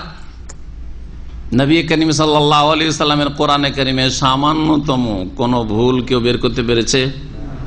অথচ তিনি অক্ষরের জ্ঞান রাখেন না। তো বাক্যের দিক থেকে কথার দিক থেকে, বাণীর দিক থেকে সবচেয়ে বেশি অলঙ্কারপূর্ণ।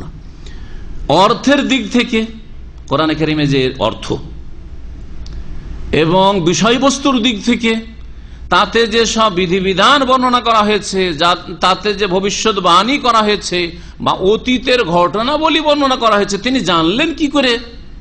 আরব মরুভূমিতে মক্কায় তিনি জন্ম নিলেন, কোনো ভাষাও বুঝেন না, যে অন্যদের কিতাব পড়েছেন, পুস্তক পড়েছেন, পড়ে এই সব অতীতের জ্ঞান লাভ করেছেন। তাহলে এই সব কথা, জুলকারনাইনের ঘটনা, আর আসহাবে কাফের ঘটনা, আর বনি ইসরায়েলের ঘটনা, আর হাবিল কাবিলের ঘটনা, আর আদম আর ইবলিসের ঘটনা ইত্যাদি ইত্যাদি কি করেই তিনি বয়ান করছেন। বিভিন্ন জাতির ধ্বংসের ঘটনা, ফেরাউন মুসার ঘটনা, ইউসুফ আলাইহিস সালামের কাহিনী কি করে বয়ান করছেন তিনি নিজের পক্ষ থেকে, অথচ কোন অক্ষরের জ্ঞান রাখেন না। বোঝা গেছে? এটা কি প্রমাণ করে না যে তিনি নিঃসন্দেহে রাসূলুল্লাহ সাল্লাল্লাহু আলাইহি ওয়াসাল্লাম, আল্লাহর রাসূল, আল্লাহর নবী। হে বিশ্বের মানুষরা, সুতরাং তার প্রতি বিশ্বাস করো। রহমত পাবে কখন, কারা পাবে আর কখন পাবে? যখন অনুসরণ করবে রাসূলুল্লাহ সাল্লাল্লাহু আলাইহি ওয়াসাল্লামের, যিনি আন-নবী আল-উম্মি, নিরক্ষর নবী। নিরক্ষর তার মানহানি নয়, বরং আরো মর্যাদা বাড়িয়ে দেওয়া। অক্ষরের জ্ঞান রাখেন না, কিন্তু দুনিয়ার সবচেয়ে বড় তিনি জ্ঞানী। দুনিয়ার সবচেয়ে বড় জ্ঞানী, সবচেয়ে বড় তিনি মুআল্লিম, ওস্তাদ। এটা তার প্রশংসা হইল কি হইল না? প্রশংসা হইল। আল্লাযী ইয়াজিদুনাহু মাকতুবান ইনদাহুম ফিত তাওরাত ওয়াল ইনজিল। আর দেখো কেন তার অনুসরণ করবে না হে ইহুদি খ্রিস্টানরা, অথচ তোমাদের কাছে যে তাওরাত, ইনজিল রয়েছে, বাইবেল রয়েছে, তাতে তার সম্পর্কে ভবিষ্যৎবাণী লেখা আছে। যা তারা পাচ্ছে ইহুদি খ্রিস্টানরা, মাকতুবান ইনদাহুম, তাদের কাছে লিখিত অবস্থায়, ফিত তাওরাত ওয়াল ইনজিল, তাওরাত এবং ইনজিলে। তাই নবী করিম সাল্লাল্লাহু আলাইহি ওয়াসাল্লাম সম্পর্কে ভবিষ্যৎবাণী তাওরাত ইনজিলে আছে, ছিল। এখন বিকৃত হওয়ার পরেও অনেক আছে। জি, অনেক বিধিবিধানে বিকৃতি করেছে, তারা রদবদল করেছে, কিন্তু নবী সাল্লাল্লাহু আলাইহি ওয়াসাল্লাম ভবিষ্যৎবাণীর অনেকটাই আছে। এমন কি এগুলি তো আসমানি কিতাব ছিল, রহিত হয়েছে আর বিকৃত হয়েছে। বিকৃত হয়েছে, আল্লাহ রহিত করেছেন, মানসুখ করেছেন। এমন কি যেগুলি আসমানি কিতাব নয়, বেদ পুরাণ, হ্যাঁ, হিন্দু ধর্মের ধর্মীয় পুস্তক, ধর্মীয় গ্রন্থ, সেগুলি তো নবী মুহাম্মদ সাল্লাল্লাহু আলাইহি ওয়াসাল্লাম সম্পর্কে ভবিষ্যৎবাণী রয়েছে। কিভাবে আসলো? সেগুলি আসমানি কিতাব, আল্লাহর পক্ষ থেকে সরাসরি আসে নাই। তারা অন্যদের সংস্পর্শে এসেছে, যাদের কাছে কিতাব ছিল, তাওরাত ইনজিল ছিল। হ্যাঁ, অন্যান্য জাতি, সে প্যালেস্টাইন থেকে আর্যরা যাক, অথবা পূর্ব ইউরোপ থেকে যাক, অথবা ইরাক থেকে যাক, তিনটি উক্তি রয়েছে এই ক্ষেত্রে। এরা ভারতে গিয়েছে, আর্যরা, এরাই হচ্ছে ব্রাহ্মণ। এরা যখন গিয়েছে এই দেশগুলি থেকে, যেহেতু এই দেশগুলি নবীদের দেশ, আরজুল আম্বিয়া, এইসব দেশ থেকে তারা শেষ নবী মুহাম্মদ রাসূলুল্লাহ সাল্লাল্লাহু আলাইহি ওয়াসাল্লাম সম্পর্কে কিছু যে জ্ঞান শুনেছিল, জেনেছিল, সেগুলি নিয়ে গেছে। তারা নিয়ে যাওয়ার পরে যখন বেদ রচনা করলো আর্যরা, তখন তাতে ওই কথাগুলি শামিল করলো, যে তিনি খাতনা করা হবেন, তিনি মরুভূমিতে আসবেন, তিনি উটের পিঠে চাপবেন, হ্যাঁ হ্যাঁ, তার অনেক ইয়ে হবে, স্ত্রী হবে, ইত্যাদি ইত্যাদি।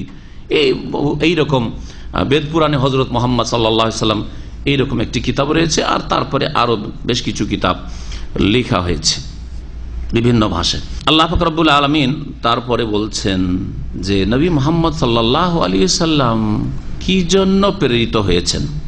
বলছেন এই আমরুহুম বিল মারুফ, মানব জাতিকে ভালো কাজের নির্দেশ দেন। ভালো কাজ কোনটা?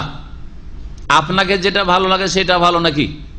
হ্যাঁ, তো এটা যদি মানুষের ছেড়ে দেওয়া হয় যে আমাকে যেটা ভালো মনে হচ্ছে সেটা আমি করছি, তাহলে আপনার কাছে যেটা ভালো সেটা আমার কাছে কালো, ঠিক কিনা? আর আমার কাছে যেটা ভালো সেটা আপনার কাছে কালো, ভালো না। তাহলে মানুষের রুচির ওপর ভালো ছেড়ে দেওয়া হয়নি। এই জন্য মারুফ মানে ভালো।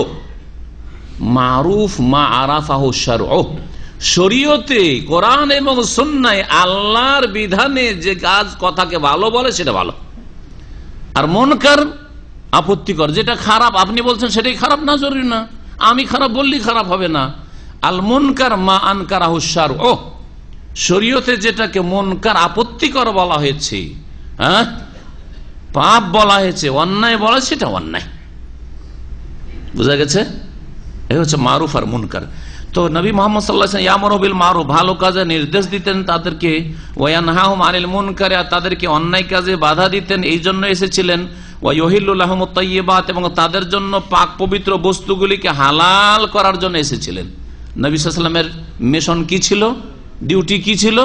ভালো জিনিসগুলিকে হালাল করা। তাইয়্যিবাত পাক পবিত্র, পানি তাইয়্যিবাতের অন্তর্ভুক্ত। পানি পান করো, ভাত রুটি যেগুলি শরীরের জন্য উপকারী সেগুলি তাইয়্যিবাত, তোমরা কি করো? ব্যবহার করো, খাও। আর ওয়া ইউহাররিমু আলাইহিমুল খাবাইস, এবং তাদের উপর খাবাইস নোংরা বস্তুগুলিকে হারাম করার জন্য তিনি এসেছিলেন। খাবাইস খাবিসাতুন বহুবচন, যেগুলি নোংরা, যেগুলি শরীর স্বাস্থ্যের ক্ষতি করে, অর্থের ক্ষতি করে, ঈমান আমলের ক্ষতি করে, আপনার আখিরাত খারাপ করে, হ্যাঁ, পরিবেশ খারাপ করে, হ্যাঁ, তারপরে পরিবারের ক্ষতি করে, ছেলে মেয়েদের ক্ষতি করে, আপনার স্ত্রীর ক্ষতি করে। জি, মদে লাভ করে না ক্ষতি করে? গাঁজায় লাভ করে না ক্ষতি করে? ধূমপানে, মদ গাঁজা তো বলেন, ধূমপান আপনার উপকারী না? উপকারী। আচ্ছা, আপনার স্ত্রীর জন্য ধূমপান পর ওই গন্ধ নিয়ে তার পাশে আপনি বসছেন, শুইছেন, ক্ষতি না লাভ? ক্ষতি। অর্থের ক্ষতি না লাভ? ইমানের ক্ষতি না লাভ?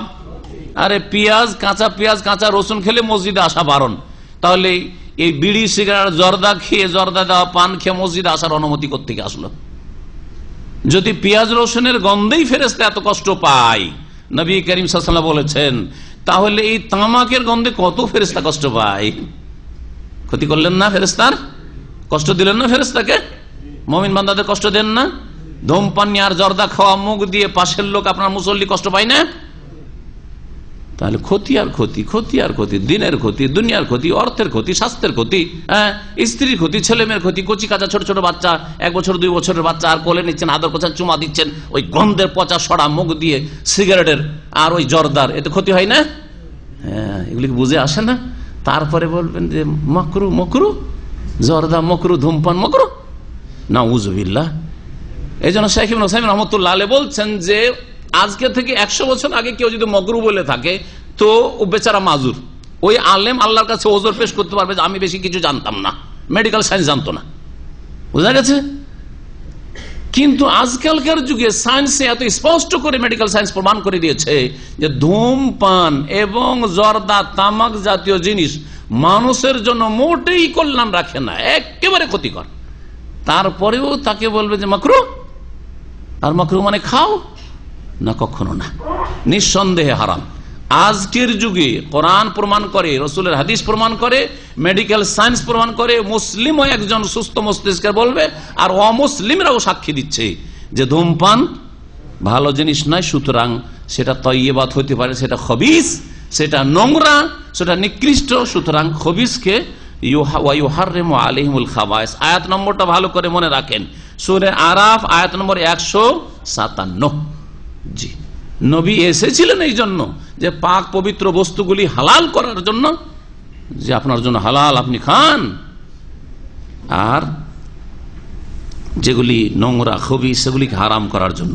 ওয়ায়াদাউ আনহুম ইসরাহুম ওয়াল আগলাল আল্লাতী কানাত আলাইহিম, আর তাদের থেকে নামিয়ে দেওয়ার জন্য। ওয়াজা আনহু মানে নামিয়ে দেওয়া, বোঝা চেপে আছে, বোঝা মাথা থেকে বা কাঁধ থেকে নামিয়ে দেওয়া, একে ওয়াজা আনহু বলে। তাদের থেকে নামিয়ে দেওয়ার জন্য, ভাব অর্থ তাদেরকে মুক্ত করার জন্য।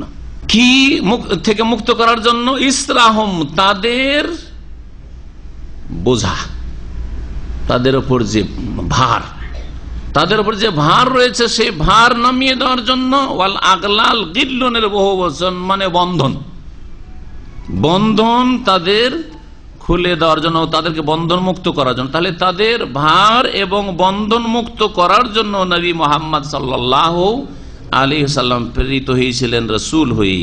আল্লাতী কানাত আলাইহিম, যা তাদের ওপর ছিল, তাদের ওপর যে ভার বোঝা ছিল এবং তাদের যে বন্ধন ছিল, এই থেকে মুক্ত করে দেওয়ার জন্য শেষ নবী এসেছিলেন। তার এই বন্ধন আর ভার কি ছিল?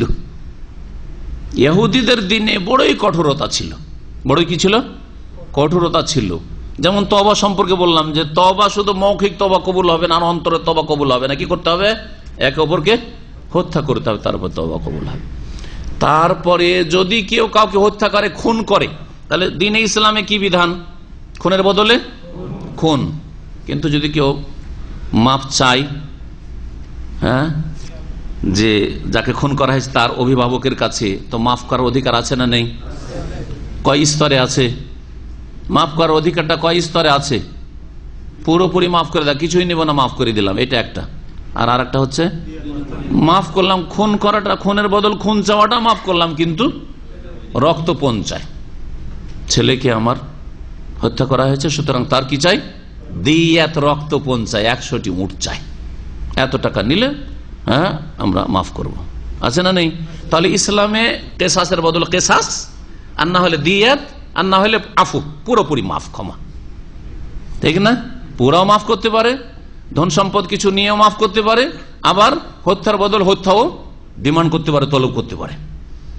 কিন্তু ইহুদিদের ধর্মে হত্যা করেছে, হত্যা, কোনো মাফ নাই, কোনো রক্তপণ নেই। তাহলে যে খুনি হয়েছে তার বেঁচে থাকার কোনো সম্ভাবনা নেই।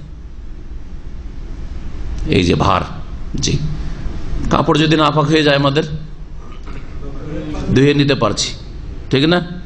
কিন্তু ইহুদিদের ধর্মে ছিল কাপড় কেটে ফেলে দিতে হবে, যেখানে পেশাব লেগেছে কেটে ফেলে দিতে হবে, শেষ কাপড়, ঠিক না? এইরকম বহু, এইরকমই তাদের বন্ধন, অনেক বন্ধন, শরীয়তি বন্ধন ছিল, অনেক তারা বানিয়ে নিয়েছিল, নিজের আবিষ্কার, বোঝা চাপিয়ে নিয়েছিল। যেমন আজকাল মুসলিম সমাজে এইরকম কাফেরদের অনুকরণে অনেক বোঝা আমরা চাপিয়ে নিয়েছি। বিয়ের সাথে আমাদের খুব সহজ, কিন্তু যৌতুকের বোঝা চাপিয়ে নিয়েছি সমাজে, ঠিক না? বিবাহে, একটা বিবাহে 10-20 লাখ টাকা খরচ হবে, আমরা নিজেরা চাপিয়ে নিয়েছি। মেয়ে পক্ষে 1 পয়সা খরচ নয়, সবগুলি ওদের ওপর চাপিয়ে দিয়েছি, বা সমাজ থেকে আমরা চাপিয়ে নিয়েছি। এগুলি ইহুদি খ্রিস্টানদের অনুকরণ। আল্লাহ পাক রব্বুল বোঝা দিয়েছিলেন অথবা দেননি, তারা নিজেরা নিজেদের উপর চাপিয়ে নিয়েছিল যে এই কাজগুলি, এই কঠোরতা অবলম্বন করতে, সাধ্যত কঠোরতা অবলম্বন করব। আর মুসলিম সমাজ তাদের দ্বীনের বিভিন্ন বিধিবিধান খুব সহজ, সেটাকে খুব জটিল করে দিয়েছে। একটা মেয়ে দেখার জন্য শুধু কে দেখবে শরীয়তে? যে ছেলেরা পাত্র, যে বিয়ে করবে সে দেখবে, 10-20 জন বন্ধু বান্ধব নিয়ে আসবে, আর সবাইকে খাওয়াইতে হবে, বোঝা না? হ্যাঁ, ওর বাপ মা, ভাই বেরাদর, আত্মীয় স্বজন সব আসবে, আর 50,000 ওতে ধসে যাবে, বা 1 লাখ টাকা ধসে যাবে, খাওয়াইতে হবে। তারপরে আমাদের অঞ্চলে প্রাথমিক অবস্থাতে এগুলো হয়, তারপরে বাইনামা, বুঝেন কি? কথা পাকা করার জন্য আসবে, ওই গ্রামের গণ্যমান্য সব লোকেরা আসবে, আর সব ধুমধাম করে খাবে, বরযাত্রী 200, 250, 300 খাবে। এগুলো বোঝা না? একটিও বোঝা আল্লাহ দেননি, কোনো বোঝা নেই এগুলো। নবী এসের বোঝা নামাবার জন্য, আর মুসলিমরা নিজেদের উপর বোঝা মন গড়া চাপিয়ে নিয়েছে, যার ফলে আল্লাহ পাকের আযাব নেমে এসেছে, যার ফলে মুসলিম জাতির আল্লাহ পাকের আযাব নেমে। নবী করিম সাল্লাল্লাহু আলাইহি ওয়াসাল্লাম এই জন্য বলেছেন, সহিহ বুখারী হাদিস, বয়স্ত বিল মিল্লাতিল হানিফিয়াতিস সামহা। কি বলছেন নবী সাল্লাল্লাহু আলাইহি ওয়াসাল্লাম? আমি প্রেরিত হয়েছি এমন দিন, মিল্লাত, এমন মিল্লাত, এমন দিন নিয়ে যেটি হচ্ছে হানিফিয়া, আল্লাহর দিকে ধাবিত দিন, যা আল্লাহর দিকে ধাবিত করে, শিরক মুক্ত করে, দুনিয়া মুক্ত করে, আখিরাত মুখী করে, আর আসামহা, যেটা খুব সহজ, সহজ দিন নিয়ে প্রেরিত হয়। আরো বলেছেন নবী সাল্লাল্লাহু আলাইহি ওয়াসাল্লাম, আদ-দীন ইউসরুন, ইন্নাদ-দীনা ইউসরুন, দিন হচ্ছে বড় সহজ, ওয়ালা ইউশাদ্দাদ-দীন আহাদুন ইল্লা গালাবা, দিনের ক্ষেত্রে কেউ যদি বাড়াবাড়ি করে, আল্লাহ দেন আর নিজেরা চাপিয়ে নেবেন, যদি বাড়াবাড়ি করেন, ইল্লা গালাবাহু, তাহলে দিন তাকে পরাস্ত করে দিবে, আছাড় দিয়ে দিবে, আছাড় খেয়ে পড়বে, দিন থেকে বেরিয়ে যাবে। তখন তাওহীদ হারাবে, না হয় কি হারাবে? সুন্নাত হারাবে, বিদাতি হবে, না মুশরিক হবে। তো দিনের ব্যাপারে বাড়াবাড়ি করলে, আর না হলে অনেক ঋণের বোঝা চেপে যাবে, গালাবাহু, পরাজিত হয়ে যাবে। যখন আপনি প্রয়োজনের বেশি আপনি খরচ খরচা করবেন, অথচ আল্লাহ পাক এসব দায়িত্ব দেন নাই, এসব চাপিয়ে নেবেন অথবা চাপিয়ে দেবেন মুসলিমদের উপর, তখন পরাস্ত হইতে হয়। আল্লাহ পাক রব্বুল আলামিন তারপরে বলছেন, ফাল্লাযীনা আমানু বিহি, সুতরাং যারা তার প্রতি ঈমান নিয়ে আসলো, কার প্রতি? নবী উম্মি, নবীর প্রতি, নবীর কথা আলোচনা চলছে। আর রাসূল আর নবী উম্মি, ভালো করে শুনেন, তার কথা আলোচনা চলছে। গুরুত্বপূর্ণ আয়াত। এই আয়াত দিয়ে সমস্ত ধর্মকে রহিত করা হয়েছে। ইসলাম ধর্ম হচ্ছে, দিন ইসলাম হচ্ছে নাসিখ, রহিতকারী। আর সমস্ত দিন, সে আসমানি দিন হোক, আসমানি কিতাব হোক, অথবা মানুষের তৈরি করা দিন হোক, সবগুলি হচ্ছে রহিতকৃত, মানসুখ। কোন দিন দিয়ে যতই ভালো কাজ করে আসুক না কেন, কখনো জান্নাত পাবে না, কখনো মুক্তি পাবে না। এই দুটি আয়াত যে আসছে পাশাপাশি, ভালো করে 157 আর 158। আল্লাহ বলছে, সুতরাং যারা নবী মুহাম্মদ সাল্লাল্লাহু আলাইহি ওয়াসাল্লামের প্রতি ঈমান নিয়ে আসবে, ওয়া আযযারুহু, এবং তার সম্মান করবে, তার নবীর সম্মান করতে হবে যতটা আল্লাহ সম্মান দিয়েছেন, তার ওপরে বাড়িয়ে আল্লাহর গুণ দিয়ে দেবেন না, আর নিচেও নামাবেন না। যারা ফাসিকি করে, ফরজ ওয়াজিব বাদে নবীর তরিকায় চলে, তারা মানহানি করে নবীর, আর নবী সম্পর্কে অতিরঞ্জন বাড়াবাড়ি করে। নবীর ছায়া ছিল না, নবী নূরের পয়দা, নবী না পয়দা হইলে সারা পৃথিবীর আসমান জমিন আরশ কুরসি কিছু পয়দা হইতো না। নবী আলেমুল গায়েব, নবী হাজের নাজির, নবী সবকিছুর মালিক। এরা কি করলো? অতিরঞ্জন বাড়াবাড়ি করলো, তাজিম কেউ করলো না। যদি একজন শেখকে বলেন যে আপনি কিং, বাদশাহ, সম্মান করলেন? বড় তো করলেন, আরো ও বাদশাহ নয়, বাদশাহ বানিয়ে দিলেন, ওকে রাজা বানিয়ে দিলেন। হ্যাঁ, সম্মান করলেন না, মানহানি হইল। তো যার যতটা মর্যাদা নয়, তার বেশি বললে কি হয়? মানহানি হয়। হ্যাঁ, ঠাট্টা মজাক করা হয়। জি হ্যাঁ, সেটাও বড় বেয়াদবি। আর তার নিচে নামিয়ে দেন। একজন আলেমকে যদি আপনার মতো সাধারণ মানুষ মনে করেন, হ্যাঁ, আর তা যদি ব্যঙ্গচিত্র করেন, তাহলে সেটাও আপনি বড় অপরাধ করলেন, আপনি বড় অপরাধ করলেন। তো আল্লাহ রাব্বুল আলামিন বলছেন যে নবী করিম সাল্লাল্লাহু আলাইহি ওয়াসাল্লাম প্রতি ঈমান নিয়ে আসবে যারা, এবং তার যারা শ্রদ্ধা সম্মান করবে, ওয়া নাসারুহু, তার সাহায্য করবে, তাহলে তার একটি হক হচ্ছে তার সাহায্য করা। নবী সাল্লাল্লাহু দুনিয়া থেকে চলে, এখন কেমন করে সাহায্য করবেন? তিনি যেই দিন কোরআন সুন্নাহ ছেড়ে গেছেন, সেটাকে শক্তিশালী করার চেষ্টা করবেন, আপনার সময় দিয়ে, আপনার কথা দিয়ে, আপনার যে প্রভাব রয়েছে তা দিয়ে, মান সম্মান রয়েছে তা দিয়ে, আপনার দাওয়াত দিয়ে, আপনার অর্থ দিয়ে, আপনার সবকিছু দিয়ে আপনি সেই দিনকে সাহায্য করবেন। দিনকে সাহায্য করা হচ্ছে রাসূলুল্লাহ সাল্লাল্লাহু আলাইহি ওয়াসাল্লামের সাহায্য করা। ওয়াত্তাবাউন নূর আল্লাযী উনজিলা মাহু, এবং সেই নূরের, সেই জ্যোতির অনুসরণ করলো, আল্লাযী উনজিলা মাহু, যা তার সাথে, নবীর সাথে নাজিল করা হয়েছে। তাহলে বোঝা গেল যে নবী নূর না, নবীর সাথে যেটা নাজিল করা হয়েছে, কি নাজিল করা হয়েছে? কোরআন, আসমানি বিধান। আসমানি বিধানকে নূর বলা হয়েছে। কি কোরআনে ই আছে, নূর আছে নাকি? বলবেন যে কোরআন নূরের পয়দা, বলবেন নাকি যে কোরআন নূরের পয়দা? এটা হ্যাঁ, কোরআন কি নূরের পয়দা? নূর, নূর জ্যোতি যেমন কি করে, পথ দেখায়, আলো দেয়, আপনার জন্য স্পষ্ট করে যে আপনি কোন দিকে যাবেন। অন্ধকারে এইদিকে ওইদিকে কোথাও যেতে পারছেন না, আপনি কোন দিকে যাব, কোন দিকে যে এক্সিট আছে খুঁজেই পাচ্ছেন না। কিন্তু লাইটটা জ্বেলে দিলে, হ্যাঁ, ওইখানে দরজা আছে, ঠিক না? একটা অন্ধকার ঘরে, একটা অন্ধকার বিল্ডিং, এই বিল্ডিংটা পুরো অন্ধকার করে দেন সব দিক থেকে। ওইরকম অবস্থা, যখন বিদ্যুৎ চলে যায়, নিচে সবগুলি বন্ধ করে দেয়, আরে খুঁজে পাওয়া যায় না কোন দিকে দরজা আছে না আছে। একটা লাইট জ্বেলে দিলে, যে নূর, নূর যখন আসলে রাস্তা পেয়ে গেলেন আপনি। তো কোরআনে কারীম দিয়ে রাস্তা পাওয়া যাবে জান্নাতের, এই অর্থে কোরআনে কারীম নূর। এই অর্থে নবী করিম সাল্লাল্লাহু আলাইহি ওয়াসাল্লাম কেউ যদি নূর বলে, কোনো দোষের কথা নাই। যে নবী করিম সাল্লাল্লাহু আলাইহি ওয়াসাল্লামের অনুসরণ, আনুগত্যের মাধ্যমে জান্নাতের রাস্তা পাওয়া যাবে, তাছাড়া জান্নাতের রাস্তা পাওয়া যাবে না।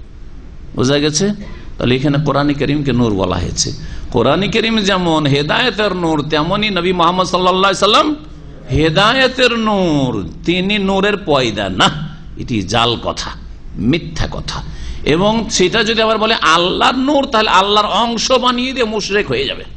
যেমন খ্রিস্টানরা ইবনুল্লাহ, আল্লাহর পুত্র বলে আল্লাহর অংশ বানিয়েছে ঈসা আলাইহিস সালামকে, তেমনি মুসলিম বিদাতিরা মুহাম্মদ সাল্লাল্লাহু আলাইহি সাল্লামকে খোদার নূরে পয়দা, তাদের ভাষায় আল্লাহর নূর বলে তারা শিরকে লিপ্ত হয়েছে।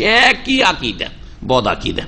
খ্রিস্টানদের যেমন বদ আকীদা, ভ্রান্ত আকীদা, তেমনি মুসলিম বিদাতপন্থীদের এটি ভ্রান্ত আকীদা যে আল্লাহর নূর, আল্লাহ নূর, আল্লাহর অংশ। তাহলে নবীকে আল্লাহর অংশ বানিয়ে দিলেন। আল্লাহর অংশ বানিয়ে দেওয়া মানে আল্লাহর শরীক সাব্যস্ত করলেন। যে আল্লাহর শরীক সাব্যস্ত করে সে মুশরিক হয়ে পড়ে। আল্লাহ পাক তারপরে বলছেন, যারা এই কাজগুলি করবে, কি কাজ? নবীর প্রতি ঈমান নিয়ে আসবে, নবীর সম্মান করবে, আর নবীকে সাহায্য করবে, নবীর হ্যাঁ, সাথে যে নূর নাজেল করা হয়েছে কোরআনে কারীম, তার অনুসরণ করবে। বোঝা গেছে? তারা উলাইকা হুমুল মুফলিহুন, তারাই হচ্ছে সফল কাম, তারাই হচ্ছে সফল কাম। তাহলে সফলতার জন্য নবী মুহাম্মদ সাল্লাল্লাহু আলাইহি ওয়াসাল্লামের প্রতি ঈমান, তার শ্রদ্ধা সম্মান করা, তার দ্বীনের সাহায্য করা এবং তার সাথে যে কিতাব নাযিল হয়েছে তার অনুসরণ, তা ফলো করা, এটা হচ্ছে সফলতার পথ। আর এই পথে যেহেতু একমাত্র মুমিন মুসলিম যারা সৎকর্মশীল রয়েছে, সুতরাং এই আখিরাতের সফলতা একমাত্র মুমিন মুসলিমের জন্য। ঈমান ইসলাম ছাড়া, শেষ নবী মুহাম্মদ রাসূলুল্লাহ সাল্লাল্লাহু আলাইহি ওয়াসাল্লাম কোরআনে কারীমের প্রতি ঈমান ছাড়া কখনো জান্নাত পাওয়া যাবে না, অন্য কোনো ধর্ম অবলম্বন করে। ভালো করে শুনে রাখেন। এই জন্য প্রিয় নবী মুহাম্মদ রাসূলুল্লাহ সাল্লাল্লাহু আলাইহি ওয়াসাল্লাম বলছেন, একবার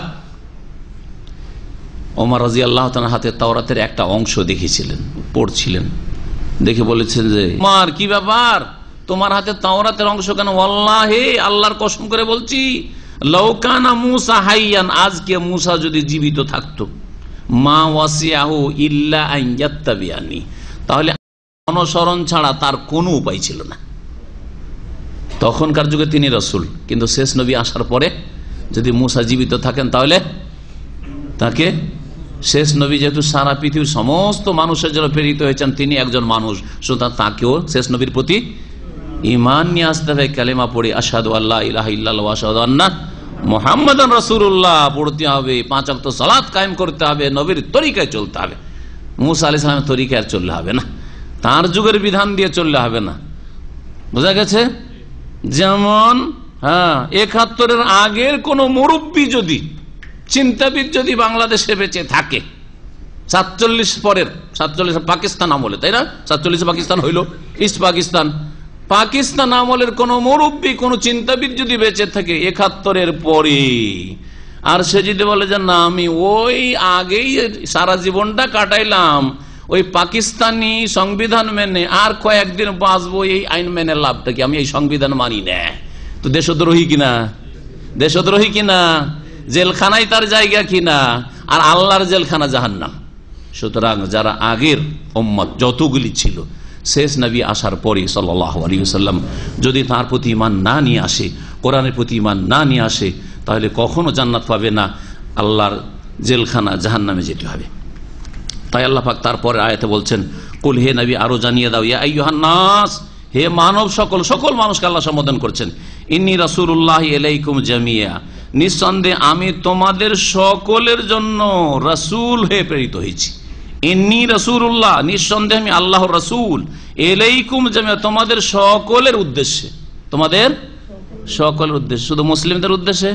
তাহলে বলতে ইয়া আইয়ুহাল্লাযিনা আমানু বলতেন, ইয়া আইয়ুহান নাস, হে মানব সকল, হে ইহুদি, হে খ্রিস্টান, হে হিন্দু, হে বৌদ্ধ, হে শিখ, হে নাস্তিক, হে আস্তিক, সকলের জন্য আমি রাসূল হয়ে এসেছি আল্লাহর পক্ষ থেকে। আল্লাযী লাহু মুলকুস সামাওয়াতি ওয়াল আরদ, যার জন্য আকাশসমূহ আর জমিনের সার্বভৌমত্ব রয়েছে, মানে যিনি আকাশ এবং জমিনের সার্বভৌমত্বের মালিক। লা ইলাহা ইল্লাহু, তিনি ছাড়া কোনো সত্য উপাস্য মাবুদ নেই। ইউহয়ী ওয়া ইউমীত, যিনি জীবন দান করেন এবং তিনি মৃত্যু ঘটান। ফাআমিনু বিল্লাহ, সুতরাং তোমরা আল্লাহর প্রতি ঈমান নিয়ে আসো। ওয়া রাসূলিহি নবীল উম্মি, আর তার সেই রাসূলের প্রতি ঈমান নিয়ে আসো যিনি নিরক্ষর নবী। আবার বলছেন তিনি হচ্ছেন আন-নবী আল উম্মি, এটি নবীর সাথে উপাধি। কি বলবেন এটিকে? এটা নবীর উপাধি। আল্লাযী ইউমিনু বিল্লাহ, যিনি আল্লাহর প্রতি ঈমান নিয়ে এসেছেন। নবী মুহাম্মদ সাল্লাল্লাহু আলাইহি ওয়াসাল্লাম কার প্রতি ঈমান নিয়ে এসেছেন? আল্লাহর প্রতি ঈমান নিয়ে এসেছেন। ওয়া কালিমাতিহি, আর আল্লাহর বাণী সমূহের প্রতি ঈমান নিয়ে এসেছেন, কোরআনে কারীম এর বাণী, আরো যেসব আল্লাহ পাকের সৃষ্টিগত বাণী, আদেশ নিষেধ রয়েছে বা আল্লাহ পাক যা ঘটান তার প্রতিও তিনি বিশ্বাসী। ওয়াত্তাবিউহু, তোমরা তার অনুসরণ করো, লাআল্লাকুম তাহতাদুন, যাতে করে তোমরা সঠিক পথ প্রাপ্ত হও। তাহলে বোঝা গেল যে নবী মুহাম্মদ সাল্লাল্লাহু আলাইহি ওয়াসাল্লামের যদি কি করা যায়, ইত্তেবা অনুসরণ করা যায়, তাহলেই কি পাওয়া যাবে? হেদায়েত পাওয়া যাবে। হেদায়েতকে সীমাবদ্ধ করে দেওয়া হয়েছে নবীর অনুসরণ, নবীর ইত্তেবায়। ওয়াত্তাবিউহু লাআল্লাকুম তাহতাদুন। তারপরে আল্লাহ পাক রব্বুল বলছেন, ওমিন কওমে মূসা উম্মাতুন ইয়াহদুনা বিল হাক্কি ওয়া বিহি ইয়াদিলুন, মূসা আলাইহিস সালামের জাতিতেও কিছু লোকেরা, এক দল ছিল, উম্মাতুন মানে জামাতুন, একটি দল এমন ছিল বা আছে ইয়াহদুনা বিল হাক্কি, যারা সত্য দিয়ে দিক নির্দেশনা দেয়, হক দ্বারা সত্য দ্বারা রাস্তা দেখায়, অবিহি ইয়াদুলুন এবং সত্যের দ্বারা তারা বিচার করে, সত্যের দ্বারা হকের দ্বারা ন্যায়সঙ্গত তারা বিচার করে। মুসা আলাইহিস সালামের উম্মতে একটি জাতি ছিল, আছে, বলেছেন এরা কারা, এরা কারা? নিশ্চিত আগের আয়াতগুলি সামনে রেখে যে ওই সব ইহুদিরা যারা নবী মুহাম্মদ সাল্লাল্লাহু আলাইহি সাল্লামের জীবদ্দশায় ঈমান নিয়ে এসেছিল রাসূলুল্লাহ সাল্লাল্লাহু আলাইহি ওয়াসাল্লামের উপর, নবী সাল্লাল্লাহু সম্পর্কে যখন জানতে পারলেন, মদিনায় একজন বড় পণ্ডিত আলেম ছিলেন ইহুদি, যার নাম ছিল আব্দুল্লাহ বিন সালাম। জানেন আব্দুল্লাহ বিন সালাম? তিনি শুনতে পেলেন যে শেষ নবীর কথা যে আমরা তাওরাতে পড়েছি, বাইবেলে পড়েছি, উনি মদিনায় এসেছেন হিজরত করে। এটাও আছে যে হিজরত করে আসবেন, তিনি মক্কা থেকে মদিনায় হিজরত করবেন। গেলেন যে দেখি সত্য নবী কিনা। চেহারা দেখার পরে, ইসলাম কবুল করার পরে তিনি মন্তব্য করছেন যে চেহারা দেখতেই তিনি বসে আছেন, আর দেখে আমি বুঝলাম যে ইন্না হাযাল ওয়াজহু লাইসা ওয়াজহু কাযাব, এই চেহারা মিথ্যুকের চেহারা হইতে পারে না। এইরকম উজ্জ্বল চেহারা, এইরকম নূরানী চেহারা, এই চেহারা সত্যবাদীর চেহারা, এই মুখমণ্ডল কখনো কোনো মিথ্যুকের মুখমণ্ডল হইতে পারে। আর সেই সময় শুনতে লাগলাম মনোযোগ সহকারে তিনি কি বলছিলেন। তারপরে নবী করিম সাল্লাল্লাহু আলাইহি সাল্লাম কিছু ভালো আমলের ফজিলতের কথা বলছিলেন, ভালো কথা বলা, সালামের প্রচার প্রসার, আর গরিবকে অভাবীকে অন্নদান করা, এগুলি করলে তাদখুলুল জান্নাত বিসালাম, এই কথাগুলি শুনছিলেন। তারপরে তিনি ইসলাম কবুল করলেন। এইরকমই উমর ফারুক রাদিয়াল্লাহু তাআলা আনহুর আমলে ইসলাম কবুল করেছেন কাব আল আহবার রাদিয়াল্লাহু তাআলা আনহু। কাব আল আহবার বড় একজন আলেম ছিলেন, কাব আল আহবার। এছাড়াও অনেকে ইসলাম গ্রহণ করেছে, আর প্রত্যেক যুগে যুগে ইহুদি খ্রিস্টান ইসলাম গ্রহণ করছে। তাহলে ওদেরকে বোঝানো হয়েছে যে মুসা আলাইহিস সালামের জাতিতে একটি দল রয়েছে যারা সত্য দিয়ে রাস্তা দেখায় এবং সত্য দিয়ে তারা কি করে? বিচার করে। অবিহি ইয়াদিলুন। এই তো ছিল পূর্ণাঙ্গ ঈমান ইসলামের ক্ষেত্রে। আংশিক ক্ষেত্রে প্রত্যেক সম্প্রদায় ভালো মানুষ আছে, এটাই আয়াত বোঝায়। আংশিক ক্ষেত্রে হয়তো পুরোপুরি মুমিন মুসলিম হয়নি, খ্রিস্টান ঘরেরই বা ইহুদি, কিন্তু সব ইহুদি কি খারাপ? হাজারে একটা ভালো হইতে পারে না? হইতে পারে, ঠিক না? মানবতা আছে, জি হ্যাঁ, জুলুম অত্যাচার চাই না। খ্রিস্টান সকলেই খারাপ? আছে, ভালো আছে, সংখ্যা কোথাও কম আছে, কোথাও বেশি আছে, আছে। এইরকমই মুসলিম সমাজে অনেকে আমরা আবেগীয় হয়ে আমরা এইরকম মন্তব্য করে ফেলি। কোন জাতির একজন আপনার সাথে খারাপ আচরণ করেছে, ধরেন উদাহরণস্বরূপ একজন মিশরি আপনার সাথে খুব খারাপ ব্যবহার করেছে, তখন আমরা কি বলি? মিশরি মানে ফেরাউনের জাত। সবাই ফেরাউনের জাত না? ভালো মানুষ আছে? এই আয়াত কি প্রমাণ করে না? আর একটি আয়াত আসছে, অমিম্মান খালাক না বলে উম্মাতুন ইয়াহদুনা বিল হাক্কি ওয়া ইয়াহদিলুন। মুসা আলাইহিস জাতি তো একদল আছে, আর আমি আল্লাহ বলছেন আমার সৃষ্টিতে এক দল এমন থাকবে যারা সব সময় হক কথা বলবে আর হকের রাস্তা দেখাবে এবং তারা হক দিয়ে সুবিচার করবে। তাহলে সব যদি ভালো মানুষ আছে। বাঙালি কারো সাথে খারাপ আচরণ করেছে কোনো আরবির সাথে, বা দেখেছে কোন একটা ঘটনা শুনে নিয়েছে প্রচার মাধ্যমে যে বাঙালি এই কাজ করেছে, তারপরে বাঙালি মানে ও বাঙালি, সব বাঙালি খারাপ না। ভালো গুণ প্রত্যেক জাতির মধ্যে ভালো গুণ আছে, প্রত্যেক জাতির মধ্যে ভালো গুণ আছে। অনেকের অ্যালার্জি আছে ৭১-এর পরে। পাকিস্তানি মানে এখন পর্যন্ত ভাষা বিকৃত করে, পাইক্যা করে না, করে না? আপনাদের অনেকের কাছ থেকে শুনেছি, সেই জন্য বলছি। বলে সবগুলিকে আপনি এই ব্যঙ্গ করে বলবে এটা আপনার, হ্যাঁ, এটা আপনার ইমানের দাবি? হ্যাঁ, সবগুলি খারাপ, পাকিস্তানি মানে খারাপ।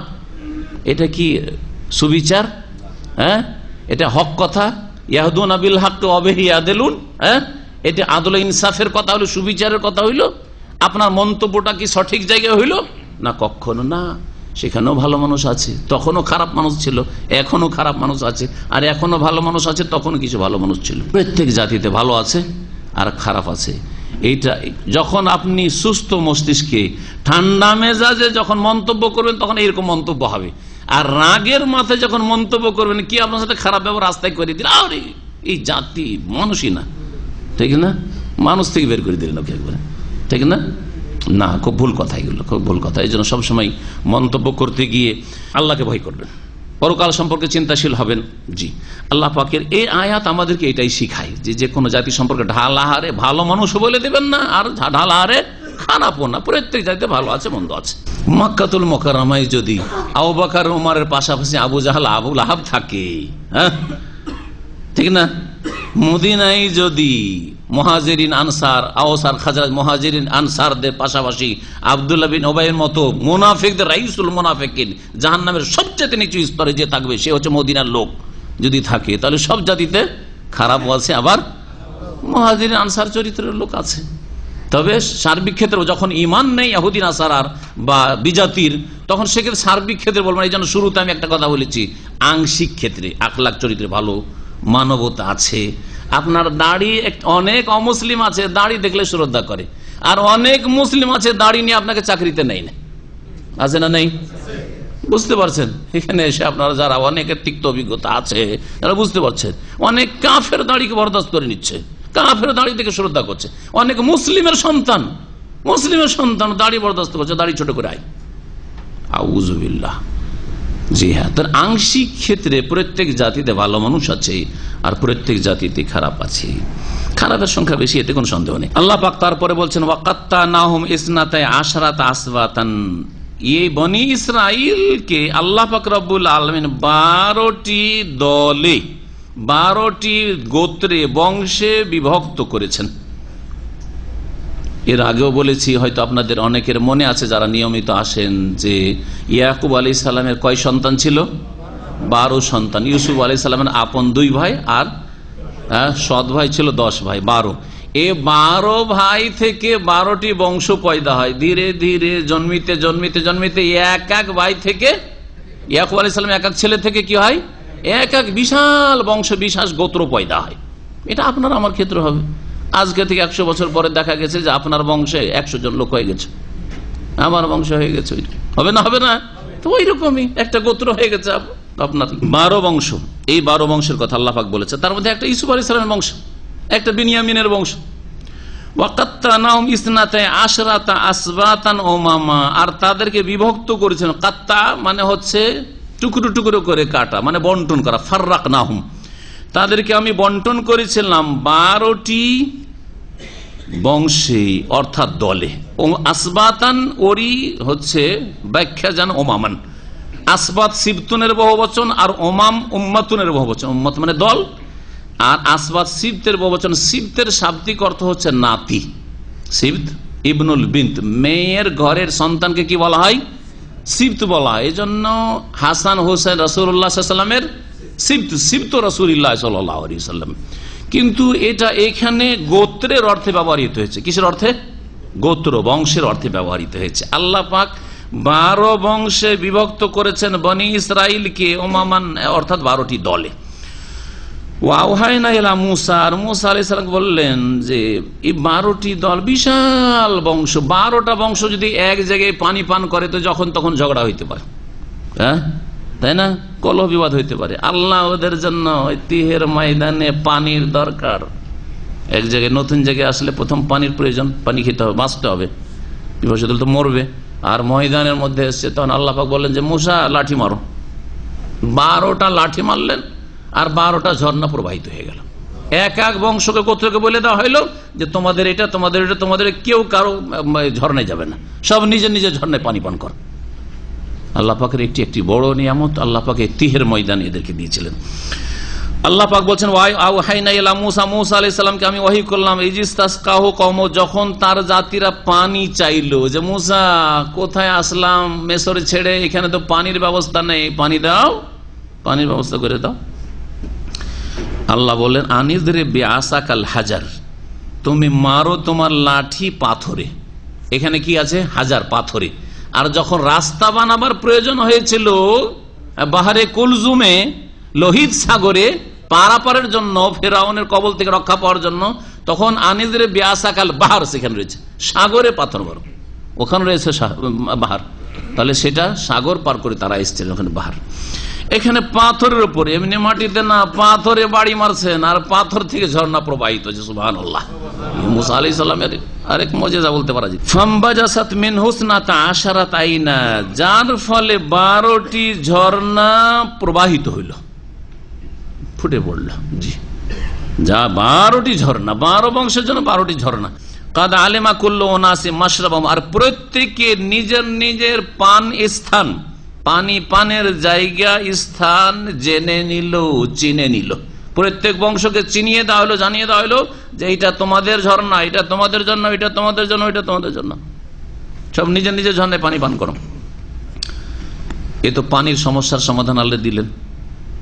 ঘর বাড়ি নেই, রোদ, কেমন করে বাস করবেন সারা দিন রাত 24 ঘন্টা?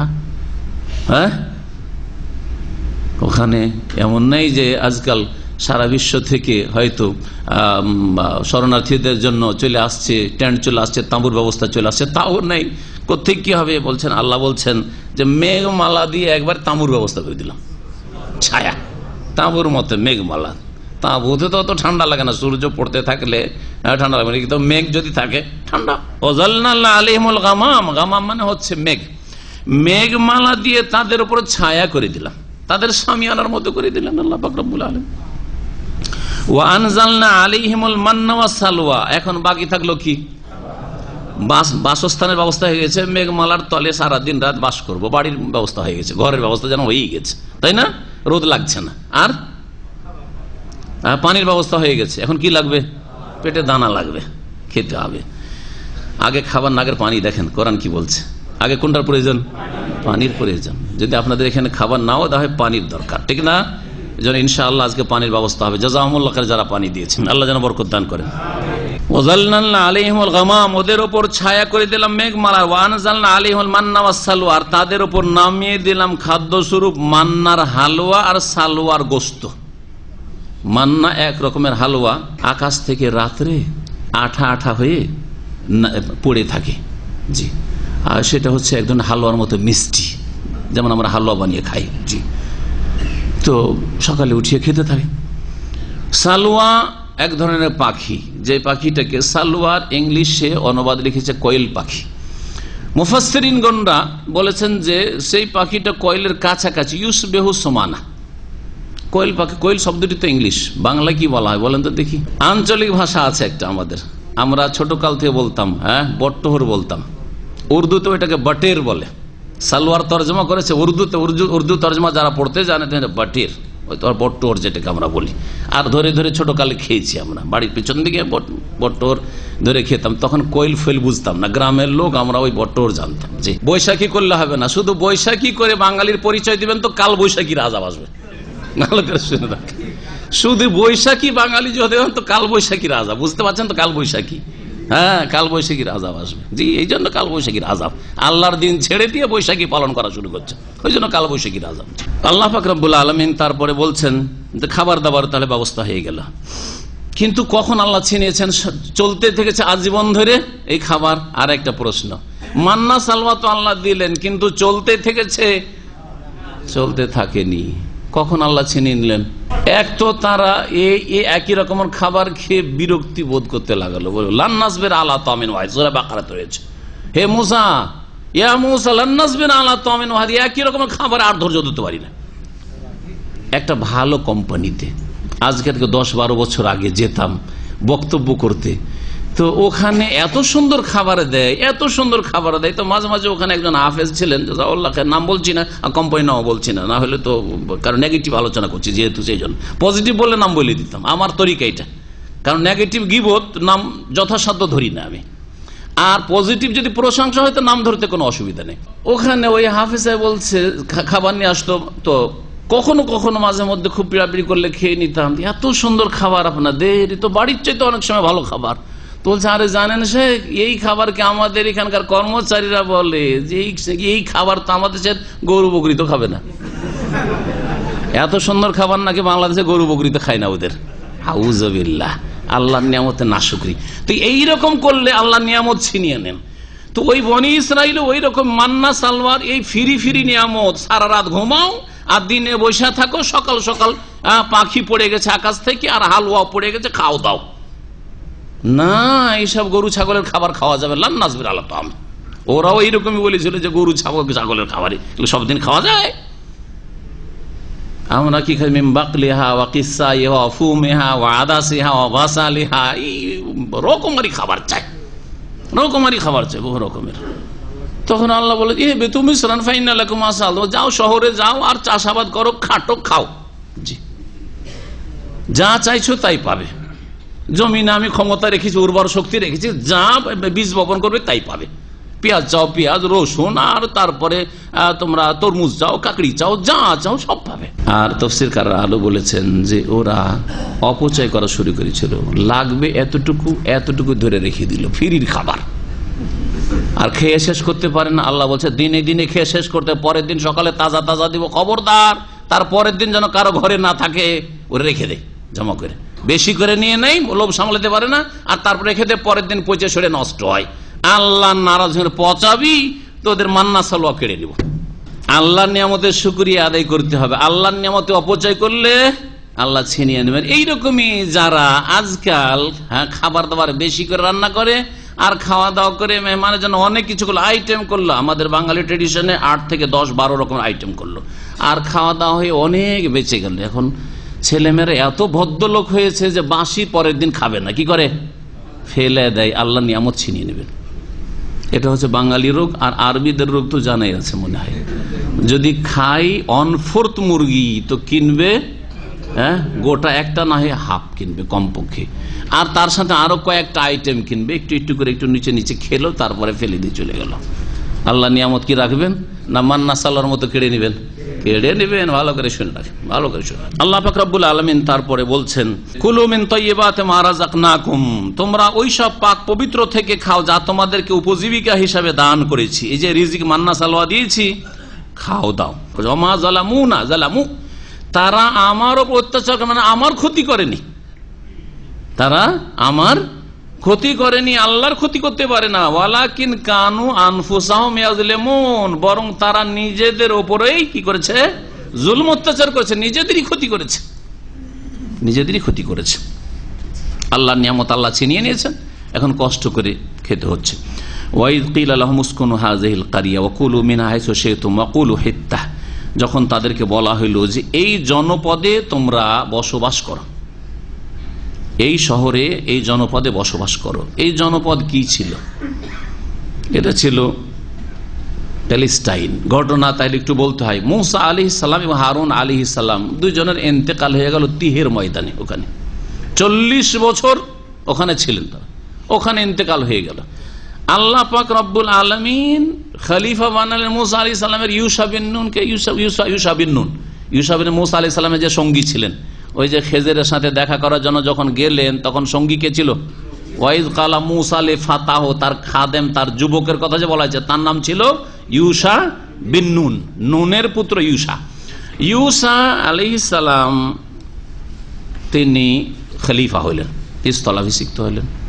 ওদেরকে বললেন যে দেখো, আমাদের পূর্বপুরুষের দেশ হচ্ছে প্যালেস্টাইন, প্যালেস্টাইন যেতে হয়। মেসর থেকে বেরিয়ে গেছে, আর তিহের ময়দানে 40 বছর কেটে গেল আমাদের, আর এখানে থাকা আল্লাহর হুকুম হয়েছে চলো জিহাদ করতে হবে।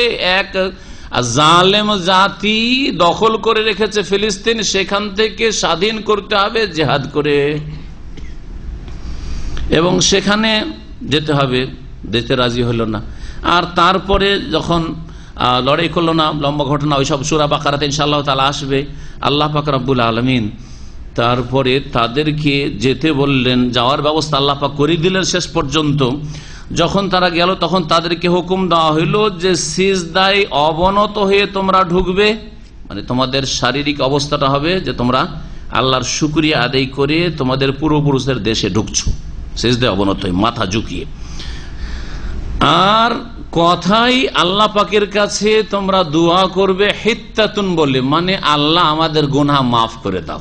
হিত্তাতুন মানে হত্যা আন্না খাতায়ানা, হাত্তা ইয়াহুত্ত মানে হচ্ছে নামিয়ে দেওয়া, ফেলে দেওয়া। এই জন্য আজকাল আরবরা তাদের মাতৃভাষায় ব্যবহার করে, এটা এই শুদ্ধ শব্দ থেকে এসছে। কোনো কিছু রাখতে বললে কি বলে? হত্য হুত্ত বলে, হত্যা হত্যা বা হুত্তু হুত্তু করে। এই যে হুত্তা থেকে হিত্তাতুন শব্দ এখানে এসছে, হিত্তাতুন থেকে এরা এই হুত্তু লিয়েছে। আল্লাহ পাক বলছেন ওয়াইদ কিল আলাহুম উসকুনু হাযিহিল কারয়া, যখন তাদের বলা হলো যে এই জনপদে তোমরা বসবাস করো, ওয়াকুলু মিনহা হাইসু শিতুম, আর যেখানে ইচ্ছা সেখানে গিয়ে তোমরা খাও দাও থাকো, যেখানে যে এলাকায় তোমরা বসবাস করো। ওয়াকুলু হিত্তা, এবং তোমরা যখন ঢুকবে সেখানে তখন বলো হিত্তা, আল্লাহ আমাদের গুনাহ মাফ করে দাও, ভুল ত্রুটি মাফ করে। ওয়াদখুলুল বাবা সুজ্জাদা, আর শহরের দরজায় যখন প্রবেশ করবে তখন সিজদায় অবনত হয়ে মানে ঝুঁকে প্রবেশ করো। নাগফির লাকুম খাতিআতাকুম, তাহলে তোমাদের গুনাহগুলিকে আমি ক্ষমা করে দেব। সানাজিদুল মুহসিনিন, এবং আমি যারা সৎকর্মশীল নিষ্ঠাবান তাদের সবকিছুকেই নিশ্চয়ই বৃদ্ধি করি, আমি বৃদ্ধি করি। সৎকর্মশীলদের আল্লাহ পাক রব্বুল আলামিন নিয়ামতকে বৃদ্ধি করেন।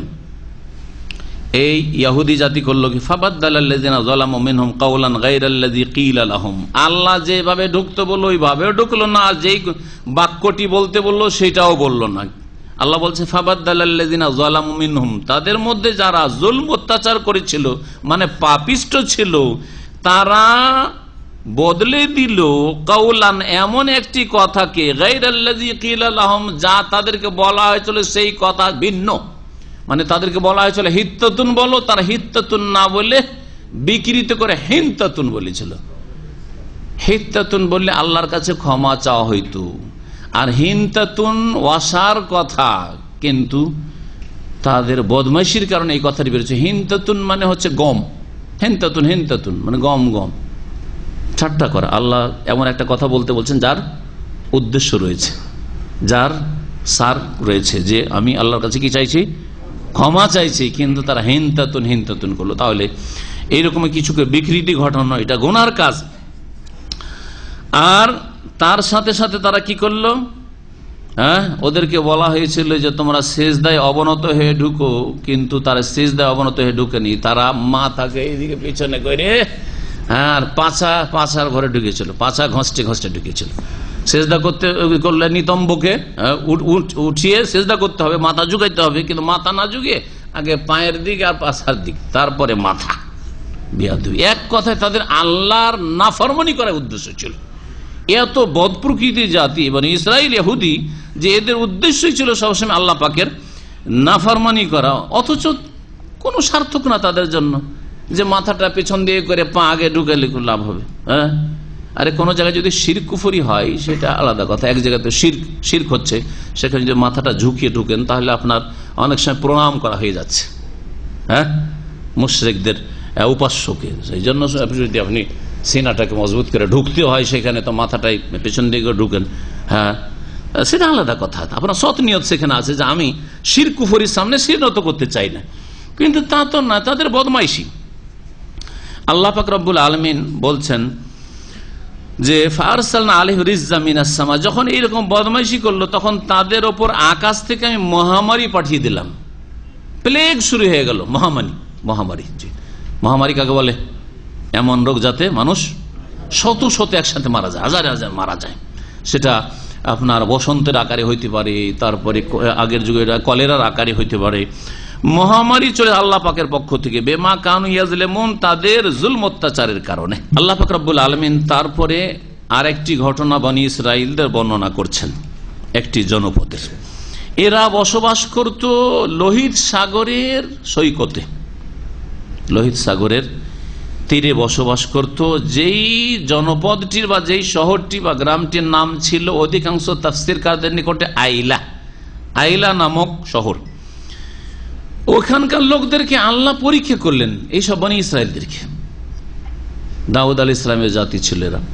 কি পরীক্ষা করলেন? যে তারা শনিবারে, যেহেতু তাদের ইবাদত বন্দেগীর দিন, ইহুদিদের ইবাদত বন্দেগীর দিন হচ্ছে সাপ্তাহিক শনিবারের দিন, আর খ্রিস্টানদের রবিবারের দিন। আল্লাহ পাক রব্বুল আলামিন যেই দিনটি সবচেয়ে শ্রেষ্ঠ দিন, সেই দিনটি শেষ উম্মতের জন্য মনোনীত করলেন, এবং শেষ উম্মতকে আল্লাহ পাক সেই দিন গ্রহণের তৌফিক দান করলেন। আলহামদুলিল্লাহ, আল্লাহ পাক আমাদেরকে জুমার দিন দান করেছেন। এই জন্য সারা বিশ্বে শনিবার রবিবার ছুটি করা হয়। যারা 2 দিন ছুটি করে, কি করে? শনিবার রবিবার ছুটি করে তারা। শনিবার ইহুদিদের ছুটির দিন, উৎসবের দিন, আর রবিবার হচ্ছে খ্রিস্টান জগৎ চার্চে যাওয়ার দিন। আর মুসলিমরা মনে করেছে ওরা সপ্তাহে একদিন গিয়ে ইহুদি খ্রিস্টান থাকতে পারে, তো আমরা জুমা পড়ে কেন মুসলমান থাকবো না? ঠিক না? এই জন্য এরা জুমা পড়া মুসলমান, আজকাল জুমা পড়া মুসলমান। জুমা পড়ি ভাই, মুসলিম আছি, আল্লাহ এই ইসলাম কবুল করবেন না, ইসলাম আল্লাহ গ্রহণ করবেন না। শুধু জুমা পড়া ইসলাম। 5 ওয়াক্ত নামাজ পড়তে হবে। 5 ওয়াক্ত নামাজের গুরুত্ব জুমার চাইতে সামান্য কিছু কম নেই। আমি জানি না কোন আলেম প্রমাণ করতে পারবে না যে জুমার নামাজের গুরুত্ব জোহরের নামাজের চাইতে বেশি, ফজরের চাইতে বেশি। কেউ প্রমাণ করতে পারবে? জুমার নামাজের বিকল্প রয়েছে, কিন্তু জোহরের নামাজের কোনো বিকল্প নেই। আছে না? নেই। জুমার নামাজের বিকল্প আছে। কি বিকল্প? জুমার নামাজ যদি না পড়তে যেতে পারেন তাহলে কি পড়বেন? জোহর পড়বেন। হ্যাঁ, বিভিন্ন অবস্থায় জুমার ছাড় আছে, কিন্তু জোহরের কোনো ছাড় আছে? যতক্ষণ হুঁশ আছে জোহরের কোনো ছাড় নেই।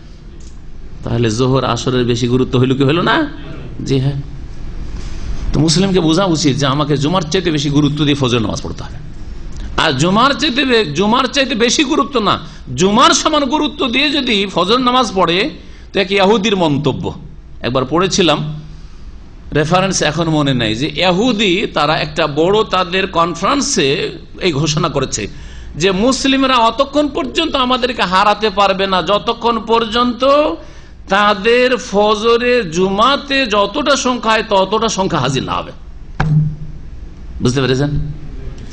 আমাদের জুমাতে যত লোক মুসল্লি হাজির হয়, অত লোক যতক্ষণ পর্যন্ত ফজরের নামাজে তাদের মসজিদে হাজির না হইতে পারবে ততক্ষণ পর্যন্ত ইহুদিরা বলছেন আমাদেরকে প্যালেস্টাইন থেকে বেদখল করতে পারবে না, সরাতে পারবে না, আমাদেরকে পরাজিত করতে পারে। তারা বুঝে যে দুর্বলতা কোথায় আমাদের আছে, কমজোরি কোথায় আছে, অসার কেন আমরা হয়ে গেছি, যে তারা ভালো করে বুঝে।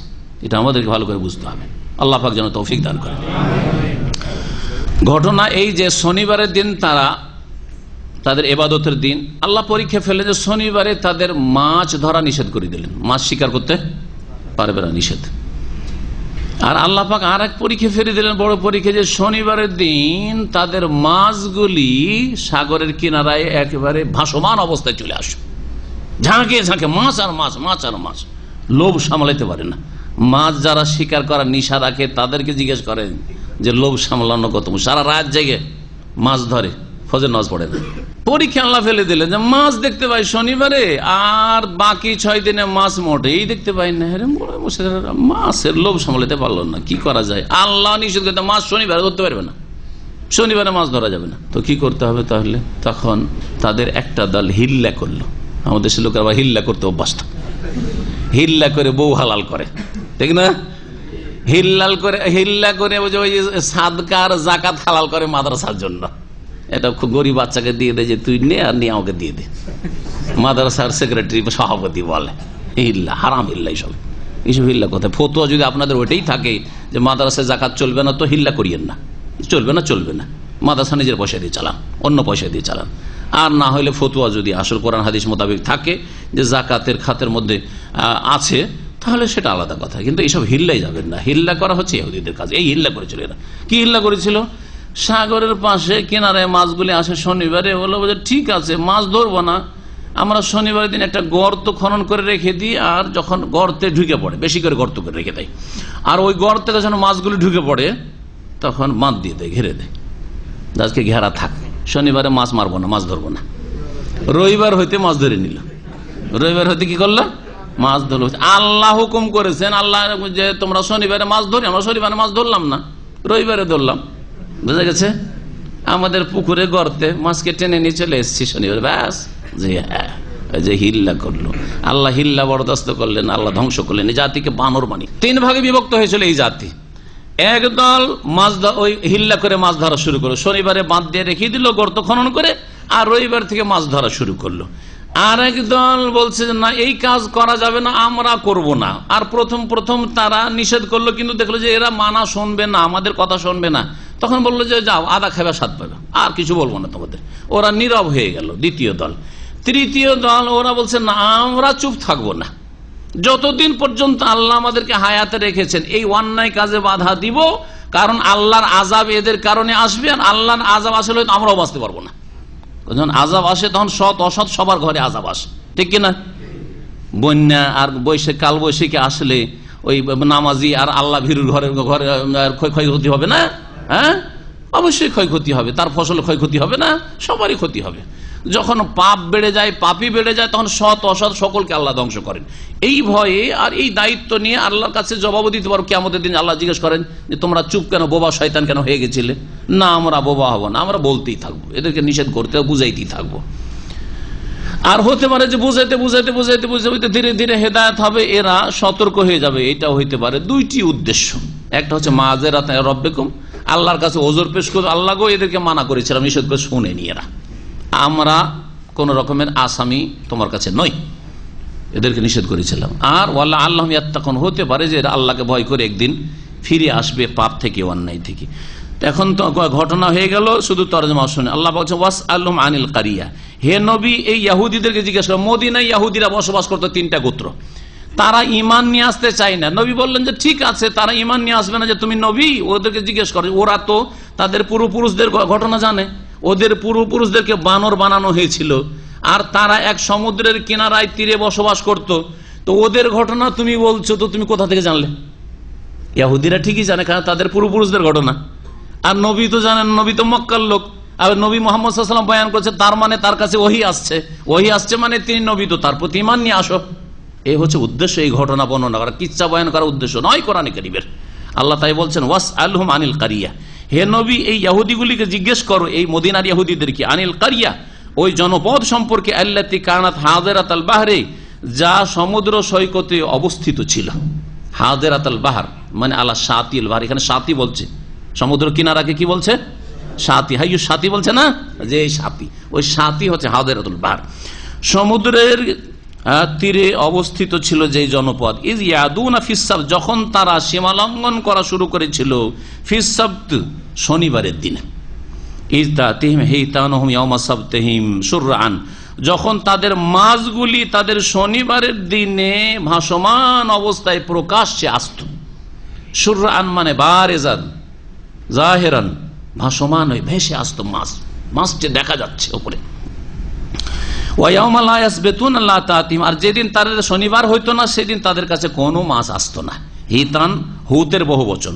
কাযালিকা নাবলুহুম বিমা কানু ইয়াফসুকুন, তাদের পাপাচারের কারণ এইভাবে তাদেরকে আমি পরীক্ষা করেছি। আল্লাহ বলছেন তাদেরকে আমি পরীক্ষা করি। মানব জাতিকে আল্লাহ পাক মানুষের পাপের কারণে এইভাবে পরীক্ষা করেন, আর এই জাতিকে আল্লাহ এইভাবে পরীক্ষা করেছেন। ওয়াইদ কালাত উম্মাতুম মিনহুম, তাদের এক দল, যেই দল বলল যে আমরা মাছ ধরবো না, এরকম হিল্লা করে শনিবারে বেঁধে রাখবো, বাঁধ দিয়ে রাখবো, আর রবিবারে ধরবো, এরকম কাজও করব না, আর আমরা এদেরকে কিছু বলতেও যাব না, আদা খাবি স্বাদ পাবি, আল্লাহর আযাব তোদের উপর আসবে। ওরা ওই দলটিকে, সবচেয়ে ভালো যে দলটি, যেই দলটি সব সময় ওদেরকে ভালো উপদেশ দিতে থাকে, অন্যায় বাধা দিতে থাকে, ওই দলটিকে বলছে ওয়াইদ কালাত উম্মাতুম মিনহুম, তাদের মধ্যে একটি দল বলল লিমা তাইযুনা কওমান, কেন উপদেশ দিতে যাচ্ছ ওই জাতিকে, আল্লাহ মুহলিকুহুম, যাদেরকে আল্লাহ ধ্বংস করবেন, আও মুআযযিবুহুম আযাবান শাদীদান, অথবা তাদেরকে কঠোর আযাব শাস্তি দেবেন।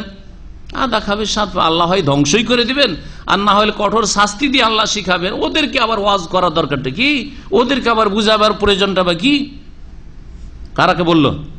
মাঝামাঝি দলটি, যারা সবচেয়ে ভালো দল, যারা আমরে বিল মারুফ আর নাহিল মুনকার, ভালো কাজের উপদেশ আর অন্যায় কাজে বাধার ফরজ আদায় করছিল, তাদেরকে বুঝাইতে শুরু করলো যে কি বা আপনাদের গরজ পড়েছে, আপনারা বেঁচে আছেন গুনাহ থেকে, যথেষ্ট। কালু, তখন ওই নেক দলটি বলেছিল মাযেরাতান ইলা রাব্বিকুম, তোমাদের প্রতিপালকের কাছে ওজর পেশ করার উদ্দেশ্যে আল্লাহকে বলতে পারো যে আল্লাহ গো, আমরা চুপ থাকিনি, ওদেরকে বুঝিয়েছিলাম, উপদেশ দিয়েছিলাম, তারা মানেনি, আমরা ভুল করিনি, হ্যাঁ আমরা বোবা হয়ে থাকি নাই, অন্যায়ের প্রতিবাদ করেছিলাম।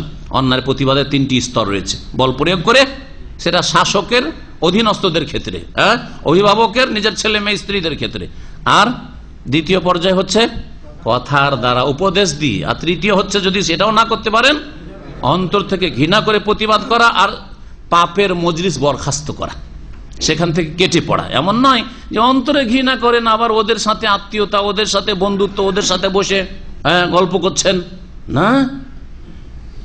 সবসময় যারা গান বাজনা শুনে, যারা ফিল্ম দেখে, যারা সিগারেট খাচ্ছে, জর্দা দিয়ে পান বানাচ্ছে আর খাচ্ছে, আর ওদের সাথে বসে বসে গল্প করছেন, ভাই আমার ওইসব নিশা নাই, আমি খাইনি, এটা অন্তর্ঘৃণা হইল কি? না, অন্তর্ঘৃণা হইল না, অন্তর্ঘৃণা হইল না।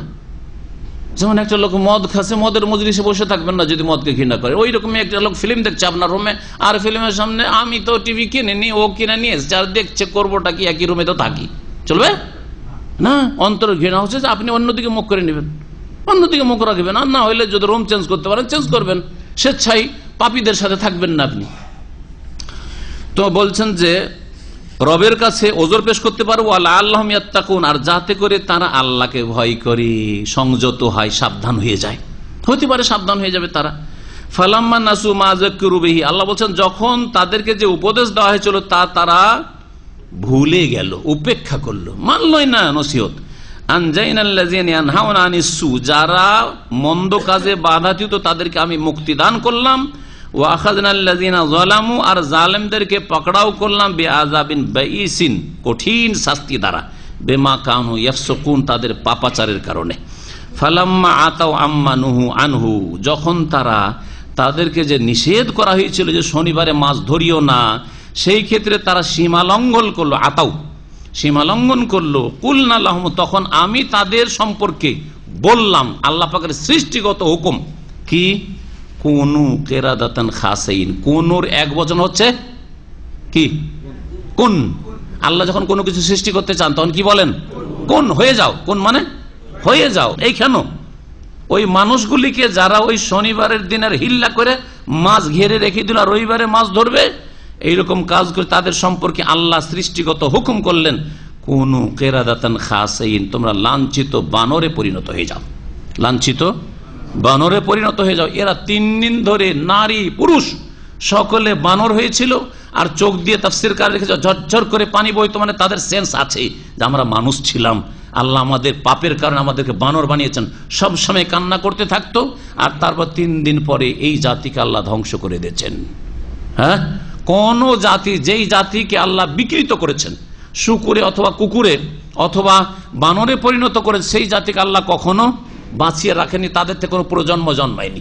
এইটি কথা সর্বস্বীকৃত মনে রাখবেন। সুতরাং বর্তমান যুগের যে বানর, সেটা ওই বনি ইসরায়েলদের ওই বিকৃত বানর না, তার আগেও বানর ছিল, তার আগেও বানর মাখলুক, আল্লাহর মাখলুক ছিল। আর যেই মানুষগুলিকে আল্লাহ বানর বানিয়েছেন, সেগুলিকে 3 দিন লাঞ্ছিত বানর করে রেখে তারপরে আল্লাহ ধ্বংস করে দিয়েছেন। এখানে আজকের তাফসীর শেষ করছি। আল্লাহ পাক রব্বুল আলামিন যেন আমাদেরকে ভালো কথা জানার তৌফিক দান করেন, কোরআন এবং হাদিসের কথা মানার তৌফিক দান করেন, কোরআন এবং হাদিস দিয়ে আমাদের অন্তরকে আলোকিত করে দেন। আল্লাহ পাক রব্বুল আমাদের ঈমানকে বৃদ্ধি করে দেন। আল্লাহ আমাদের জান্নাতুল ফিরদৌস দান করেন। সুবহান রাব্বিকা রাব্বিল ইজ্জাতি আম্মা ইয়াসিফুন ওয়া সালামুন আলাল মুরসালিন ওয়াল হামদুলিল্লাহি রাব্বিল আলামিন।